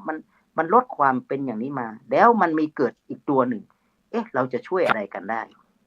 ฉะนั้นเนี่ย อืม ความรู้บางอย่างเนี่ย เราอาจจะไม่รู้เรื่องกฎหมาย แต่พอผมมีลูกศิษย์ที่เป็นนักกฎหมาย เป็นนัก ผ ก ม ฎหมาย มีความรู้ด้านกฎหมายขึ้นมา เออ ซึ่งความจริงแล้วผมจะต้องไปเรียนนะครับ แต่เพียงแค่ผมเปิดโอกาสให้เรียนรู้กับเรื่องนี้เห็นไหมครับ ผมก็เกิดองค์ความรู้ผมมีลูกศิษย์ที่เป็นหมอเป็นพยาบาล ผมก็มีความรู้สนใจเรื่องสุขภาพขึ้นมา ผมก็มาทำเรื่องสุขภาพเห็นไหมอาจารย์ท่านั้นพระสงฆ์เราเนี่ยถ้าเราเปิดกว้างแล้วก็บอกว่าตัวเองไม่ได้มีความรู้เลย แต่ลูกศิษย์เราเนี่ยที่เขาเข้ามาเนี่ยเราจะเอาความรู้ตรงนี้แล้วมาบูรณาการกับหลักการพระพุทธศาสนาเพื่อไปช่วยเหลือสังคมยังไง หน้าที่ของเราคือเป็นคนจัดกระบวนการ ดึงความรู้ของลูกศิษย์ของเราออกมาแล้วไปช่วยเหลือสังคมนะครับ บทบาทของเราคืออย่างนั้นไม่ใช่บทบาทของเราไปเป็นลักษณะเป็นว่ารู้ทุกอย่างไปเป็นเจ้าเป็นนาย เราแทบจะไม่รู้แต่สุดท้ายเรามีความรู้หลากหลายเลยนะอาจารย์มีความรู้หลากหลายเวลาที่เราเรียนด้วยกันเนี่ยนะครับลูกศิษย์ก็จะตั้งคำถามกัน แล้วก็คุยกันเนี่ยนะครับบางทีเนี่ยคุยกันทั้งวันว่าสุดท้ายคืออะไรสุดท้ายก็ต้องมีคำตอบนะครับพระพุทธศาสนาหลักการแนวทางเห็นไหมครับอย่างนั้นเนี่ยมันเหมือนกับว่าผมมองว่าเป็นโอกาสเป็นเวทีเป็นอะไรที่มันสำคัญอย่างยิ่งเลยครับแล้วก็ถ้าเกิดว่าเราไม่มีหลักสูตรระดับบัณฑิตศึกษาเนี่ยเราก็จะไม่เห็นบุคคลแบบนี้แล้วเราก็จะไม่มีความเชี่ยวชาญที่จะศึกษาค้นคว้าเรื่องพระไตรปิฎกเรื่องคำสอนมากขึ้นนะครับผมดึงเห็นว่าต่อสังคมเนี่ยดีขึ้นนะทุกวันนี้หันมาอ่านพระไตรปิฎกกันหันมาสนทนาหันมาโต้แย้งกันในพระไตรปิฎกนะผมคิดว่าดีสิสังคมเราไม่เคยตื่นเรื่องนี้แต่ว่าสังคมนี่ตื่นขึ้นมาผมว่าทุกคนมาพูดกันอย่างเนี้ยแล้วเอาหลักการนี้มันเกิดปัญญาคนที่ฟังใช่ผมว่ามองถึงว่ามันเป็นโอกาสดีครับเป็นผมมองไม่ได้เป็นวิกฤตอะไรนะอาจารย์ผมมองว่าสังคมเราเข้าใจแล้วก็สังคมกำลังหวยหาเรื่องของพระพุทธศาสนาเรื่องของสิ่งที่จะมาเยียวยาทางจิตใจอันนี้ผมคิดว่าสังคมเริ่มเปลี่ยนนะครับครับผมครับสาธุครับงั้นเราจะไปที่ท่านอาจารย์มหาอนุวัฒน์ทิตะเมโทนะครับซึ่งท่านอาจารย์นี่ก็เป็นพระหนุ่มเนนน้อยนะครับที่ได้มีวิธีคิดวิธีทำมีวิธีบริหารจัดการอะไรต่างโดยเฉพาะมีภาคีเครือข่ายเยอะมากๆครับทั้งกุฏิชีวาภิบาลมีภาคีลานุปถากแล้วก็โดยเฉพาะที่จังหวัดลำพูนนะครับท่านอาจารย์ก็ไปมีบทบาทเกี่ยวกับว่าทำไมเดี๋ยวนี้รู้สึกว่าพี่น้องที่ลำพูนเนี่ยมีการทำร้ายตัวเองแม้กระทั่งการเสียชีวิตอะไรเงี้ยแต่อาจารย์สร้างมีความคิดยังไงครับอาจารย์ถึงสร้างเครือข่ายอะไรต่างๆในการทำงานเอาหนองปลาของเราเป็นโมเดลนี่ครับอาจารย์ครับก็อย่างที่บอกกันนะครับว่าทุกวันนี้สังคมมันโหยหาครับซึ่งกันและกันนะครับซึ่งถ้าหากว่าเราอาจจะติดขัดเป็นระยะนิดหนึ่งฉะนั้นก็ในขณะนี้บรรดาท่านผู้ฟังท่านผู้ชมก็กำลังติดตามรายการสังฆพัฒนาเพื่อประชาชนบทบาทพระสงฆ์ในยุค New Normal วันนี้เราออกอากาศที่เมืองยี่ซียูนนานประเทศจีนนะซึ่งวันนี้ได้เดินทางมาทัศนศึกษานิมนต์ต่อเลยครับท่านอาจารย์มานุวัฒน์ครับผม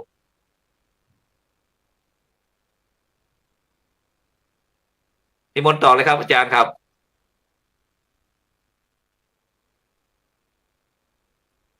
ครับอาจารย์ครับครับนิมนต์เลยครับผมนิมนต์เลย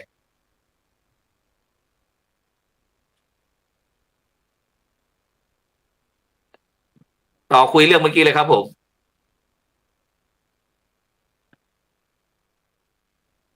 เสียงอาจจะมีปัญหาสักนิดหนึ่งเพราะว่าอากาศอาจจะหนาวก็ได้บรรดาท่านผู้ฟังและผู้ชมตอนนี้เราก็ทั้งเสื้อกันหนาวทั้งจีวรนะตอนนี้นะบรรยากาศที่เมืองยี่ซีก็อากาศก็ถือว่าหนาวนะเพราะว่าห่างนี่ประมาณสักไม่ถึง100 กิโลก็มี ภูเขาหิมะด้วยนะอาจารย์มหานุวัฒน์ได้ยินไหมครับผม ได้ยินแล้วครับอาจารย์เมื่อกี้ของผมน่าจะหลุดไปใช่ไหมเอ่ย ต่อเลยครับพี่มดต่อเลยครับคุยต่อเลย ครับผมก็มองว่ามันสังคมอะครับมันส่งโหยหาเรื่องของความเมตตาความเกื้อกูลกันอาทรกันในสังคมเนาะเพราะว่าสังคมมันต่างคนต่างดิ้นรนต่างแสวงหาแล้วมันไม่ได้มีจุดตรงตนกึ่งกลางอะถ้าไม่แสวงหาก็ไม่อยู่รอดอะไรเงี้ยแต่สังคมในความเอื้ออาทรกันในอดีตมันเลยหายไป ก็เลยมองว่าแล้ววัดเราอะมันจะมีบทบาทอะไรบ้างในชุมชนแล้วก็สังคมเนาะอย่างที่บอกอะครับว่าทุกวันเนี้ยเราเห็นหลายๆวัดเนาะก็อยู่เรื่องของการพัฒนาการก่อสร้างในเรื่องของ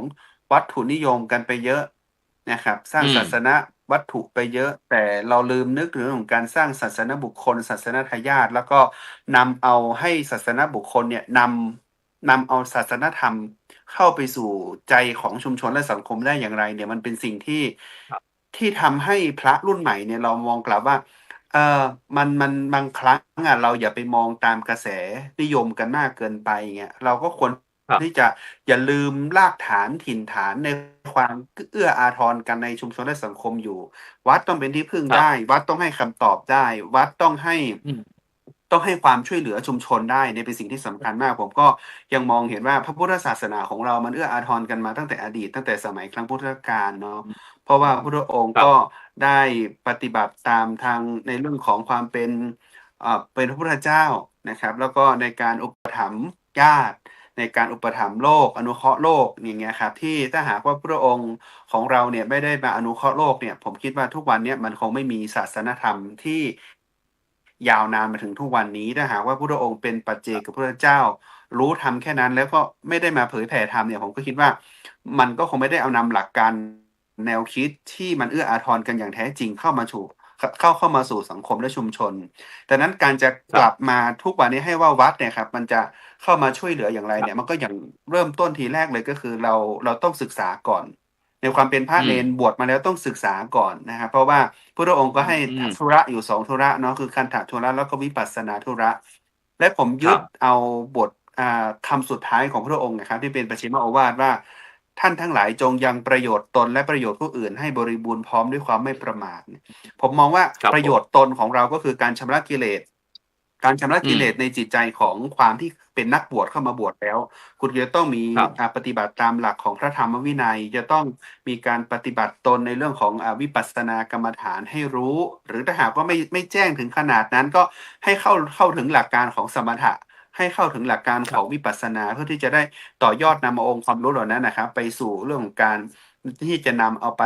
เขาเรียกว่าประโยชน์ผู้อื่นก็คือ เราประโยชน์ตนนะเราพร้อมด้วยความบริสุทธิ์ในศีลละนะแล้วเราประโยชน์ผู้อื่น ไปพร้อมด้วยอย่างไรก็พร้อมด้วยความเมตตาเอื้ออาทรเกื้อกูลกันมันเป็นคุณสมบัติ ครับ เบื้องต้นหลักๆ ในการอยู่ร่วมกันในโลกเลยนะ ไม่จำเป็นว่าจะต้อง ครับ เอาหลักของศาสนาใดศาสนาหนึ่งนะนั่นเป็นหลักสากลนะครับ หลักของความรักและความเมตตา แล้วก็ความที่ไม่เบียดเบียนใครเนี่ยผมว่ามันเป็นสิ่งที่สำคัญที่สุดดังนั้น ศาสนาพุทธต้องศาสนาพุทธที่อยู่ในเมืองไทยนะไม่ใช่ว่าศาสนาพุทธนะเพราะว่าทั่วโลกมันเป็นวิธีการที่แตกต่างกันไปแต่ศาสนาพุทธที่อยู่ในเมืองไทยเนี่ยเราเอาเวลาที่เราเถียงกันเรื่องของศาสนธรรมเรื่องของหลักธรรมเนี่ยกลับเข้ามาให้มันเกิดความเมตตาเอื้ออาทรกัน แล้วก็อยู่ร่วมกันในชุมชนและสังคมอย่างดีมากกว่า อย่าเอาเรื่องของคำว่าศาสนาเนี่ยมาเป็นตัวแบ่งแยกมาเป็นตัวเขาเรียกว่าขัดแย้งกันเลยทุกวันนี้มันเหมือนครับ เอาเขาเรียกว่าอะไรนะมาตบประจานกันหน้าไฟแดงกลางไฟแดงกลางสี่แยกให้คันเห็นแล้วก็สุดท้ายแล้วก็มัน ครับ เหมือนเอาเหล็กมาทิ่มแทงหนังเนื้อตัวเองอะครับ แล้วมันก็ไม่ได้เกิดประโยชน์อะไรขึ้นเลยนะผมคิดว่านะถ้าหากว่าเราจะเอาหลักในการอยู่ร่วมกันในชุมชนและสังคมอย่างมีความเมตตาเนี่ยผมว่าคือสิ่งที่สำคัญ แล้วก็อย่างที่พระอาจารย์ถามผมเมื่อกี้ว่า คิดอย่างไรกับเรื่องว่า ทุกวันนี้ทำไมคนถึงฆ่าตัวตายเยอะไม่ตอนนี้คือต้องยกความดีความชอบให้กับเครือข่ายของลำพูนนะครับ ว่าเราสามารถแก้ ครับ ปัญหาการฆ่าตัวตายเนี่ยลดลงได้เยอะ แต่ตอนนี้ก็คืออันดับหนึ่งก็อยู่ที่จังหวัดพะเยา มันมี ครับ ด้วยปัจจัยเสี่ยงปัจจัยเพิ่มเติมเข้ามาหลายๆอย่าง แต่สิ่งที่สำคัญที่สุดก็คือความสัมพันธ์กันนี่แหละครับ ทุกเคส ครับ ที่มีการฆ่าตัวตายสำเร็จคือ เราไปมองดูแล้วปุ๊บเนี่ย เรื่องของความเป็นโรคเรื่องของจิตเวชเนี่ย จะน้อย แต่สิ่งที่สำคัญที่สุดก็คือความสัมพันธ์ของคนในครอบครัว คนรัก ครับ เนี่ยครับถ้าหากว่าพูดอะไรไม่เข้าใจกันนิดนึงเนี่ยคือวัคซีนไม่ค่อยมีละวัคซีนกำลังใจไม่ค่อยมีกันแล้วก็น้อยใจบ้างทำประชดบ้างแต่สุดท้ายมันทำสำเร็จเนี่ยมันก็เลยทำให้เกิดนะมันก็เลยทำให้เกิดการมีปัญหาในการเกิดขึ้น เพราะว่าการฆ่าตัวตายสำเร็จ1เคสนะครับจะทำให้คนรอบข้างอีก6 คนอีก6 คนอีก6เคสเนี่ยมีปัญหาเกิดขึ้นเลยนะครับถ้า1 คนฆ่าตัวตายสำเร็จเราจะมักจะเจอคำว่าไหลก็คือการพฤติกรรมเลียนแบบกันว่าอยากจะจบปัญหาก็คือจบปัญหาแบบเนี้ยในครอบครัวเดียวกันก็คือ ถ้าหากว่าแขวนคอก็ลูกก็จะแขวนคอหลานก็จะแขวนคอตามอย่างเงี้ยครับก็คือเป็นลักษณะของการที่ว่ามันจะเป็นมันไม่ได้จบปัญหานะมันเป็นสิ่งที่มันทำให้เกิดปัญหามากกว่าดังนั้นพุทธธรรมจริงๆครับในศาสนาพุทธของเราจริงๆเนี่ยก็ต้องมองว่าเราจะเอานำหลักธรรมของเข้ามาช่วยเหลืออย่างไร แล้วก็เลยมองเห็นว่ากลุ่มที่บุคคลที่ฆ่าตัวตายเนี่ยมันมีปัญหาลึกๆอยู่นะเราต้องช่วยกันเขามีปัญหาเรื่องของหนี้สินมีปัญหาในเรื่องของครอบครัวไม่ถูกกันไม่เข้าใจกันเนี่ยเราก็ต้องใช้ความหลักธรรมทางพุทธศาสนาเนี่ยเข้ามาบูรณาการในการแก้ปัญหาเหล่านี้ด้วยอย่างเงี้ยครับอาจารย์แล้วก็เลยทำให้เครือข่ายของลำพูนเนี่ยที่เข้มแข็งขึ้นก็ด้วยความเข้าใจปัญหาแล้วก็มองปัญหาร่วมกันแล้วมันเป็นปัญหาร่วมกันถึงในนำเอาหลักการวิธีคิดในทางพระพุทธศาสนามาช่วยกันได้เยอะพอสมควรครับครับฉะนั้นที่อาจารย์ได้ให้ความหมายว่าเครือข่ายนะอาจารย์ครับมีหน่วยงานอะไรบ้างครับที่มาทำงานร่วมกับบูรณาการทำงานร่วมกันนะครับอาจารย์อย่างหน่วยงานทั้งเขามีใครๆบ้างครับหรือว่าเฉพาะแต่วัดของเราหรือว่าพระสงฆ์องค์เนรหรือว่ามีหน่วยงานอื่นอีกก็เครือข่ายที่ลำพูนคือเป็นองค์คาพยพพระอาจารย์จะมีทั้งในส่วนของเป็นนโยบายของจังหวัดเนาะนโยบายของจังหวัดก็คือนโยบายของท่านผู้ว่าลงเข้ามาสู่กระบวนการในการผนวกกันกับคณะสงฆ์ก็คือหลวงพ่อเจ้าคณะจังหวัดนะครับและเรามีเครือข่ายที่ทำงานก็คือสำนักงานสาธารณสุขจังหวัดสำนักงานสาธารณสุขอำเภอนะครับในส่วนของด้านฝ่ายของการปกครองก็ท่านผู้ว่าก็มอบให้ตั้งแต่นายอำเภอปลัดจังหวัดนายอำเภอนะครับผู้ใหญ่บ้านกำนันผู้ใหญ่บ้านอย่างเงี้ยก็เป็นขาของฝั่งนี้แล้วก็ในขาของฝ่ายสาธารณสุขก็จะเป็นเรื่องของกลุ่มอสม.อาสาสมัครส่งเสริมสุขภาพที่อยู่ในระดับหมู่บ้านเราก็จะเป็นในเรื่องของการนำเอามาสร้างความเข้าใจกันในเรื่องของระบบฐานข้อมูลก่อนเราจะสำรวจกลุ่มเปราะบางว่ากลุ่มเปราะบางในที่นี้ก็คือคนแก่คนพิการคนป่วยคนมีปัญหาเรื่องของยาเสพติดสุราเรื้อรังอะไรพวกนี้ครับแล้วก็มีปัญหาเรื่องของความยากจนเราก็จะสำรวจปัญหาเหล่านี้แล้วเราก็จะพัฒนาองค์ความรู้ให้กับเครือข่ายทั้งหมดที่พูดไปว่าจะเป็นพระก็ดีกลุ่มผู้นำชุมชนก็ดีกลุ่มที่อยู่ในหมู่บ้านด้วยกันที่เป็นจิตอาสาด้วยกันก็ดีจะต้องรู้ว่าสัญญาณเตือนในการที่1 คนจะฆ่าตัวตายเนี่ยเขาจะมีสัญญาณเตือนอะไรอย่างไรบ้างเราจะไปเรียนรู้เรื่องของการสัญญาณเตือนแล้วก็สุดท้ายแล้วปุ๊บเมื่อเราจับสัญญาณเตือนได้เนี่ยเราจะไปวิเคราะห์ปัญหาให้เขาว่าเขาเกิดปัญหาอะไรเราก็จะเป็นการเรื่องของการบูรณาการในการแก้ปัญหาก็คือให้คนทั้งหมดนะครับก็คือกม.หมู่บ้านคณะกรรมการหมู่บ้านคณะกรรมการชุมชนทุกอย่างก็จะเข้ามาวิเคราะห์กันว่าเราจะช่วยเขาอย่างไรบ้างแล้วสุดท้ายแล้วปุ๊บมันจะมีเครือข่ายหนึ่งสถาบันการเงินธกส.อะไรพวกนี้ครับก็จะเข้ามาช่วยแล้วก็จะมีกลุ่มของที่เป็นร้านค้าถ้าหากว่าสมมติว่าเป็นเขาไปดาวน์รถมาจากร้านนั้นร้านนี้เนี่ยไอ้เครือข่ายของกลุ่มพวกเนี้ยเขาก็จะมาเลยว่าเขาจะช่วยอะไรยังไงได้บ้างเนี่ยครับแล้วก็จะมีอีกกลุ่มหนึ่งก็คือจะเป็นกลุ่มของพัฒนาสังคมและความมั่นคงของมนุษย์ก็คือพมจ.จังหวัดแล้วก็มีอีกกลุ่มหนึ่งก็คือกลุ่ม CSR จังหวัดคือเราทำงานร่วมกันทั้งจังหวัดนะครับไม่ได้ทำงานให้ไม่ให้ปล่อยให้ใครทำงานไปคนเดียวเราทำงานทุกเครือข่ายที่เป็นภาคประชาสังคมแล้วก็บูรณาการงานร่วมกันเราเอา1 เคสเนี่ยแก้ปัญหาเคส by เคสเนาะเคสเนี้ยมีปัญหาอย่างนี้มีปัญหาหนี้สินสถาบันการเงินตัวนี้สามารถช่วยอะไรได้บ้างร้านค้าเราสามารถผ่อนผันต่อได้อีกกี่เดือนในเครือข่ายจะช่วยอะไรได้บ้างอะไรเงี้ยครับก็ช่วยกันไปสุดท้ายปุ๊บก็แก้ปัญหาได้เป็นเคสไปอย่างเงี้ยครับครับนี่ก็เป็นลำพูนโมเดลครับที่ได้แก้ปัญหาที่ว่าสถิติมีผู้ที่ฆ่าตัวตายมากที่สุดของประเทศไทยก็ว่าได้นะครับซึ่งท่านอาจารย์มหาวัฒน์ก็ได้คุยให้พวกเราฟังว่าเป็นการบูรณาการทำงานร่วมกันนะครับซึ่งทางพระพุทธศาสนาเราก็อาจจะเรียกว่าพลังบวรทั้งบ้านทั้งวัดทั้งราชการทั้งอะไรต่างๆก็มาร่วมกันในงานเป็น ภาคีเครือข่ายนะซึ่งเราตั้งหัวข้อว่าเครือข่ายพุทธบริษัทยุคใหม่อย่างไรดีนะครับฉะนั้นแม้กระทั่งปัจจุบันนี้นะหลายท่านหลายคนก็มองว่าพุทธศาสนาประเทศไทยแล้วก็มีความมั่นคงนะแต่หลายท่านหลายคนบอกว่าไม่เอาแล้วไม่นับถือแล้วมีแต่อะไรบ้างไม่รู้นะฉะนั้นเนี่ยในปัจจุบันเนี่ยหลวงพ่อแดงครับบทบาทอาจจะการดูแลหรือว่าคุ้มครองพุทธศาสนาจะมีแต่พระสงฆ์สามเณรเท่านั้นนะหลวงพ่อครับทั้งที่พระพุทธเจ้าก็บอกว่าพุทธบริษัทสี่และอุบาสกอุบาสิกานะครับท่านหลวงพ่อครับ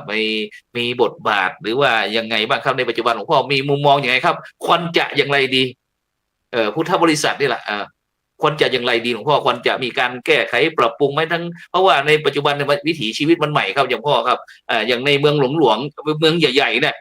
เมื่อก่อนเราจะมีการรับอาหารบิณฑบาตอะไรต่างๆวิถีชีวิตของพระสงฆ์องค์เนรแล้วก็มีการถวายภัตตาหารเพลบ้างทำบุญอย่างนี้แต่ในปัจจุบันมันเปลี่ยนครับหลวงพ่อครับฉะนั้นเราควรจะเปลี่ยนอย่างไรบ้างไหมครับหลวงพ่อครับพุทธบริษัทในการที่จะรักษาสืบต่ออายุพุทธศาสนาสาธุครับผมเห็นด้วยเลยนะผมเห็นด้วยกับอาจารย์ดร.วิสิทธิ์และก็อาจารย์ว่าที่ดร.มหาอนุวัฒน์พอท่านพูดมาจากหัวใจเลยแล้วก็เป็นจริงทุกประการครับว่าปัจจุบันนี้พวกเราก็ทำความดีนะแต่อีกพวกหนึ่งเขามองไม่เห็นเขากลับทำลายเนี่ยครับงั้นมจร.นี่แหละมจร.มบว.นี่แหละที่จะแก้ปัญหาได้ เพราะอะไรเพราะว่ามจร.เราสอนหลักพุทธธรรมเอาพุทธธรรมเอาวิสัยธรรมนำหน้าวิสัยทัศน์นำหน้าวิชาการนำหน้าวิสัยทัศน์มันสามารถจะกำจัดปัญหาไม่พบทางตันอย่างที่ดร.วิสิทธิ์นำเสนอมาและท่านมหาอนุวัฒน์นำเสนอมาเนี่ยมันเป็นการใช้หลักพุทธธรรมเอาวิสัยธรรมนำหน้าวิชาการนำหน้าวิสัยทัศน์นะครับมันถึงได้กำจัดปัญหาได้มันไม่พบทางตันเพราะอะไรเพราะธรรมะมันคือธรรมชาติครับที่ใดมีธรรมชาติที่นั้นก็มีธรรมะที่ใดไม่มีธรรมชาติที่นั้นมันก็ขาดธรรมะครับถ้าเราเน้นแต่วิสัยทัศน์วิสัยทัศน์วิสัยทัศน์ฝรั่งเรียกว่าวิชั่นเนี่ยป่าไม้ถูกทำลายครับเผาป่าก็เป็นว่าเล่นครับต้นแม่น้ำถูกทำลายต้นน้ำถูกทำลายจนป่าเดือดร้อนฝนตกขึ้นมาป่าก็เลยเอาดินถล่มทลายมาให้เพราะมันไม่มีต้นไม้รักษาไม่มีรากไม้ยึดทะเลเต็มไปด้วยขยะนะครับครับทะเลเนี่ยเป็นปลาฉลามจะกินพลาสติกอยู่แล้วครับเนี่ยแล้วที่สำคัญที่สุด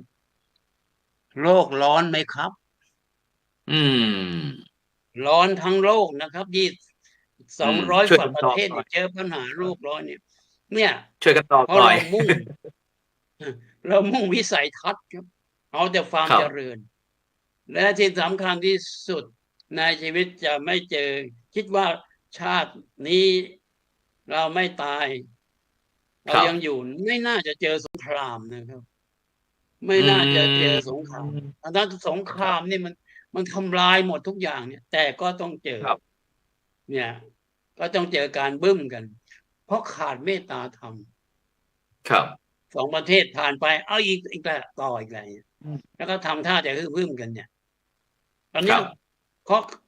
ขาเอาแต่วิสัยทัศน์มุ่งเอาชนะค้าคานอยู่ครับเคยอาจารย์สุรพลทรียพรหมซึ่งเป็นรองอธิการบดีเล่าให้ฟังว่าไงครับหลังจากรับปริญญาแล้วก็มีคุณสุภาพสตรีโทรมาหาท่านว่าอาจารย์ปรึกษาอาจารย์หน่อยมีอะไรหรือเนี่ยถ้าหนูมาเรียนมจร.ตั้งทีแรกเลยนะหนูไม่หย่ากับสามีหรอกแต่นี่ไม่ใช่หนูหย่านะเขาหย่าหนูเองเพราะอะไรหนูวีนหนูเอาแต่ใจตัวเอง ทนไม่ได้เขาจึงอยาก ครับ แต่พอเรียนมจรเสร็จจบแล้วรับดรจึงรู้ว่า โอ้มจรไม่ได้สอนแต่วิชาการ ครับ สอนธรรมะสอนให้นั่งสมาธิกรรมฐาน วิปัสสนา อืม ศีลดีสมาธิเกิดปัญญาแจ้ง ครับ นี่ชัดเจนเลยนะอาจารย์ ครับ เนี่ยชัดเจนเลยว่า มหาวิทยาลัยสงฆ์ของเราทั้งสองแห่งเนี่ย ครับ เราช่วยแก้ปัญหาของประเทศเลยนะอาจารย์นะครับ เนี่ ผ ย ม เพราะฉะนั้นการแก้ปัญหาความวุ่นวายต่าง ๆ เนี่ย ก็ต้องบอกโยมด้วยว่า ก็รู้ว่าพระองค์นี้ไม่ดีก็อย่าไปใส่บาตรก็สิเนี่ย อืม เขาไปบิณฑบาตในเมือง ผมเคยเป็นพระวินัยการมาก่อน ครับ ก็มาแจ้งเราบอกว่าเขตนั้นใครเป็นเจ้าคณะตำบลแหละนั่นแหละมีหน้าที่ แต่พระวินัยการไม่มีหน้าที่หรอกมีแต่ไปเตือนเขา แต่ไว้จับอะไรเขาไม่ได้ อืม เนี่ย แล้วใครจะกล้าไปทำอาจารย์ มันเรามีอำนาจไหมไม่มี ไม่มีทำอะไรไม่ได้หรอกครับ แต่โยม หลวงพ่อ ทำได้ หลวงพ่อครับ โอ้ สอบถามนิดหนึ่งครับพ่อครับ นี่ อย่างกรณีอย่างที่มีการปลอมแปลงบวชอะไรต่างๆเนี่ยหลวงพ่อครับปลอมแปลงอะไรต่างๆเดี๋ยวก็รับบิณฑบาตบ้างบางครั้งก็ทำตัวที่เป็นคล้ายกับพิกลพิการบ้างไปบิณฑบาตรับแต่ขตังอะไรพวกนี้ครับ ยังไงดีเราควรจะพุทธบริษัทเราอะไรต่างๆเนี่ยหรือว่าคณะญาติโยมอะไรต่างๆเนี่ยหลวงพ่อครับ จะทำอย่างไรดีที่เราเห็นตั้งตรงเป็นข่าวเป็นข่าวอะไรต่างๆเหล่านี้พ่อ อันนี้นี่ผมคิดเองนะผมคิดเองนะครับ มันต้องแก้ที่ตัวบทกฎหมายเลยนะครับ อืม พระทำผิดนอกจากเป็นปาราชิกแล้วเนี่ย คุณต้อง ครับ ไปเจอกฎหมายทางโลก ต้องติดข้อ เอากั ติ น ด ให้ คุก หนักๆเลยเนี่ย เอาให้ ประหารได้ หนักๆ ประหารเลยใช่ไหมพ่อ เนี่ย อันนี้มันผิดแต่กฎหมายทางธรรมแค่ ครับ สึกไป แค่สึกไป แต่กฎหมายทางโลกไม่มี ครับ เนี่ย เหมือนกับยกตัวอย่างเช่นพระเนี่ยทำงานช่วยสังคม เอาชีวิตเดิมพัน แต่ผลตอบแทนน่ะไม่ใช่เรื่องของพระเนี่ย พระควรอยู่วัดนั่งสมาธิวิปัสสนา พระมา ครับ ช่วยน้ำท่วมไฟไหม้มันเรื่องอะไรของพระ แต่ความจริงหรือมันเป็นหน้าที่ของพระนะครับ ครับ องค์กร6มีอะไรบ้างล่ะ อืม เราสรุปว่าเวลามันใกล้ก็ต้องมีสาธารณสงเคราะห์อยู่ข้อหนึ่ง เนี่ย ครับ ที่มหาสมาคม โยนดาบ พ่อ มา พวก ให้พระเนี่ย ตอนนี้หลวงพ่อน้ำท่วมภาคใต้หลวงพ่อวันก่อนท่วมภาคเหนือ ตอนนี้ท่วมภาคใต้แล้ว มหาบวรท่านพระครูโสพลปัญญาสารพี่น้องทางภาคใต้14จังหวัดภาคใต้หลวงพ่อยังไงดี ก็ผมก็ส่งปัจจัยรวมพี่พ้องน้องพี่ไปเกือบ40,000 บาทครับ บอกว่าเอาเบื้องต้นเลยนะ ช้าไม่ได้ ไปทำข้าวกล่องแจกกันก่อนเลย อืม นะข้าวกล่องเนี่ยสำคัญ เพราะ ครับ ว่าผมมีเครือข่ายอยู่ที่นราธิวาสพอเขาได้ปัจจัยไปเขาก็ทำผลิตข้าวกล่องจากนั้น ก็มีคนบริจาคมาอย่างไม่ขาดสาย ครับ เหมือนกับว่าต้องมีผู้นำร่องก่อน แล้วจึงจะมีคนตาม ครับ อันนี้ก็ถือว่าพระต้องทำเนี่ย พระคนจะจมน้ำตายอยู่แล้ว พระจะยืนคงอนิจจังทุกขังอนัตตาได้ไหมไม่ได้ เนี่ย แล้วหน่วยอบรมประชาชนประจำตำบลเนี่ย ครับ ถ้าพูดตามหลักการแล้วมันอยู่ในมาตรา15เลยนะครับ เนี่ยเป็นน้อง ครับผม เป็นน้องของกฎ6เนี่ย อืม มันก็มีสาธารณสงเคราะห์ ศึกษาสงเคราะห์ที่ผมทำอยู่เนี่ยเรียกศึกษาสงเคราะห์ แล้วก็มาสาธารณสงเคราะห์เนี่ย มันพระเราใส่หมวกทั้ง2 ใบ ผมถามต้นฉบับ หลวงพ่อพุทธโฆษาจารย์หลวงปู่ฟื้นวัดสัมพยา สุติ ห ธร ล ร ว ม ง โอ พ่อร่าง เออ กฎมหาเทรสมาคมนี้มาเพื่ออะไรก็บอกสงสารพระบ้านนอก ถ้ามันทำงานพัฒนาเนี่ยมันไม่มีเกาะคุ้มครองภัย เหมือนท่านรู้ข้างหน้าเลยอ่ะโอ้ ครับ เราต้องเอากฎหมายฉบับนี้มาสู้กับเขา เพราะฉะ ค นั้ รั น บ ผมก็ไม่ได้นิ่งนอนใจนะครับ เพราะ ครั ว่า บ ผมเป็นประเภทว่า หมูเรียกว่า หมู่ทะลวงฟันนะครับ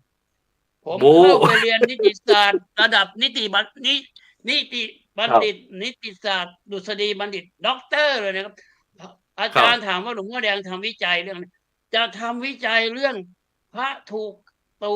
กล่าว พระที่ไม่ดีมันต้องกำจัดอ ค อ รั ก บ ไป พระทำดี ถูก ทำไม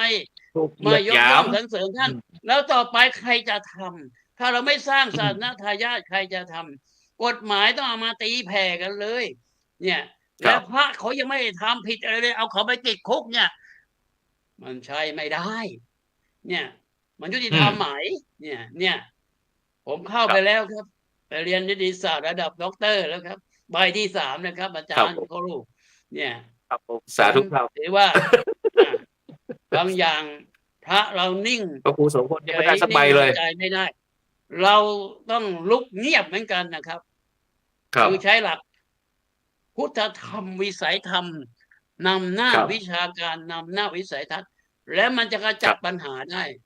ไม่พบทางตันด้วยประการฉนี้แล ใกล้จะหมดเวลา ครับ แล้วครับ สาธุ ครั ค บ รับ สาธุครับ เดี๋ยว ถวายท่านอาจารย์มหานุวัตรสักนิด สัก 3-4 นาทีครับ อาจารย์มหานุวัตรครับ พุทธบริษัทยุคใหม่เนี่ย เครือข่ายพุทธบริษัทยุคใหม่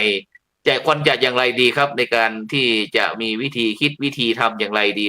โดยเฉพาะพี่น้องประชาชนคนไทยเนี่ยครับ ที่อยากจะให้ พระพุทธศาสนาเรามีความมั่นคง แล้วก็ ประเทศชาติมั่งคั่ง ประชาชนอยู่อย่างมีความสุขแบบยั่งยืนครับผม ผมคิดว่ามันต้องทำตัวให้เป็นกลางครับ มองทุกอย่างให้เป็น อื ก ม ลาง กลางยังไง? มองเป็นกลางเป็นธรรมะ แล้วเราก็จะมองว่าทุกอย่างเนี่ย มันไม่ได้มีอะไรมากมายเลยในสังคมโลกนี้ มันต้องรู้อะครับ ครับ ต้องรู้ตัว อื รู้ ม ตน รู้เท่าทันทุก ๆ อย่าง เราอย่าตกเป็นเหยื่อ เรา อย่าคิดตัดสินใครด้วยเพียงแค่เห็น ได้ยิน หรือความ หรืออารมณ์แค่นั้น เราต้องเอาเหตุและผล อย่างที่ท่านอาจารย์วิสิทธิ์พูดเมื่อกี้ครับว่า เราต้องเอาใช้คำว่า ครั เห บ ตุผลเนี่ยขึ้นมาอยู่เหนือความรู้สึกและอารมณ์ความรู้สึกของเราได้ให้ได้ แล้วก็ที่สำคัญที่สุดต้องมีสติครับ ต้องมีสติมาก ๆ เลย อย่างที่ผมเคยพูดมาตลอดกับญาติโยมที่มาที่วัดก็ดีว่า เมื่อเราได้ยินข่าวสารทางพุทธศาสนาแล้วปุ๊บเนี่ย เมื่อเราหนักแน่นในหลักอันศาสนธรรมแล้วจริง ๆ เนี่ยนะครับ เราจะไม่หวั่นไหวต่อปุคลาธิฐาน เพราะเรายึดธรรมาธิฐาน ก็คือยึดธรรมะของพระพุทธเจ้าเป็นหลักแล้ว แล้วก็มองทุกอย่างว่ามันเป็นเพียงแค่นั้น มองทุกอย่างให้เป็นกลาง แล้วสุดท้ายแล้วสังคม แล้วก็ความถูกต้อง เหตุผลมันจะคัดกรองคนที่ไม่ดี หรือว่าคนที่ทำอะไรที่ผิดพลาดเนี่ย มันหมดไปเอง แล้วก็เราจะเข้าใจธรรมะของพระพุทธเจ้าว่ามันเป็นเพียงแค่นั้นเอง อย่างเงี้ยครับ อาจารย์ ผมคิดว่าพุทธบริษัทที่แท้จริงมันต้องรู้ตัวตน รู้ตัวรู้ตน แล้วก็ต้องเรียนรู้หลักธรรมให้มาก แล้วก็ต้องมีสติ ใช้หลักพุทธธรรมอย่างมีสติครับ ครับ ฉะนั้นก็สรุปว่าชาวพุทธเราจะต้องรู้เท่ารู้ทันนะครับ รู้เท่าเอาไว้กัน รู้ทันเอาไว้แก้นะครับ ถ้ารู้ไม่เท่าไม่ทัน เราก็จะตกเป็นเหยื่อนะครับ ไม่มีทางการทางแก้นะครับ ฉะนั้นก็ในค่ำคืนนี้ต้องกราบขอบพระคุณหลวงพ่อ เจ้าคุณพระเมธีวัชรประชาธร ผู้ช่วยศาสตราจารย์ดอกเตอร์นะครับ ที่ปรึกษาเจ้าคณะภาค 15 นะครับ หลวงพ่อแดง ดร.แดงนะครับ แล้วก็ท่านอาจารย์ดร.ผู้ช่วยศาสตราจารย์ดร.วิสิทธิตวิสิทธิโธนะครับ จากมหาวิทยาลัยมหาจุฬาลงกรณราชวิทยาลัยเขตเชียงใหม่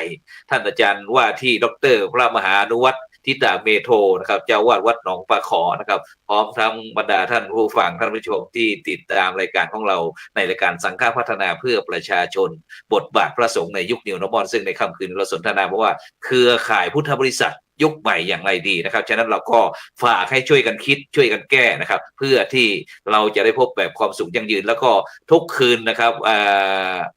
วันเสาร์วันอาทิตย์นะครับ เราก็จะพบกันอย่างพรุ่งนี้ถ้ามีสัญญาณนะครับ เราก็จะออกอากาศที่คุณหมิงนะครับจะในการพระพุทธศาสนา4แผ่นดินนะครับ แล้วก็วันอาทิตย์ก็จะเป็นรายการเห็นธรรมเห็นเราเห็นธรรมก็คงจะไปออกที่12ปันนานะครับ ฉะนั้นก็บรรดาท่านผู้ฟังท่านผู้ชมติดตามก็อย่าลืมให้กำลังใจกดไลค์กดแชร์กดติดตาม แล้วก็ส่งข้อความมาทางอินบ็อกซ์นะครับ ฉะนั้นก็ในค่ำคืนนี้ก็เวลาหมดเวลาครับ นำรายการจากบรรดาท่านผู้ฟังไปก่อนแล้วก็พบกับรายการพรุ่งนี้รายการธรรมะรับอรุณ7 โมงถึง7 โมงครึ่งซึ่งก็จะมีเจ้าหน้าที่น้องเนนคอยอำนวยความสะดวกอยู่ครับสำหรับในค่ำวันนี้เขากล่าวครับว่าสาธุ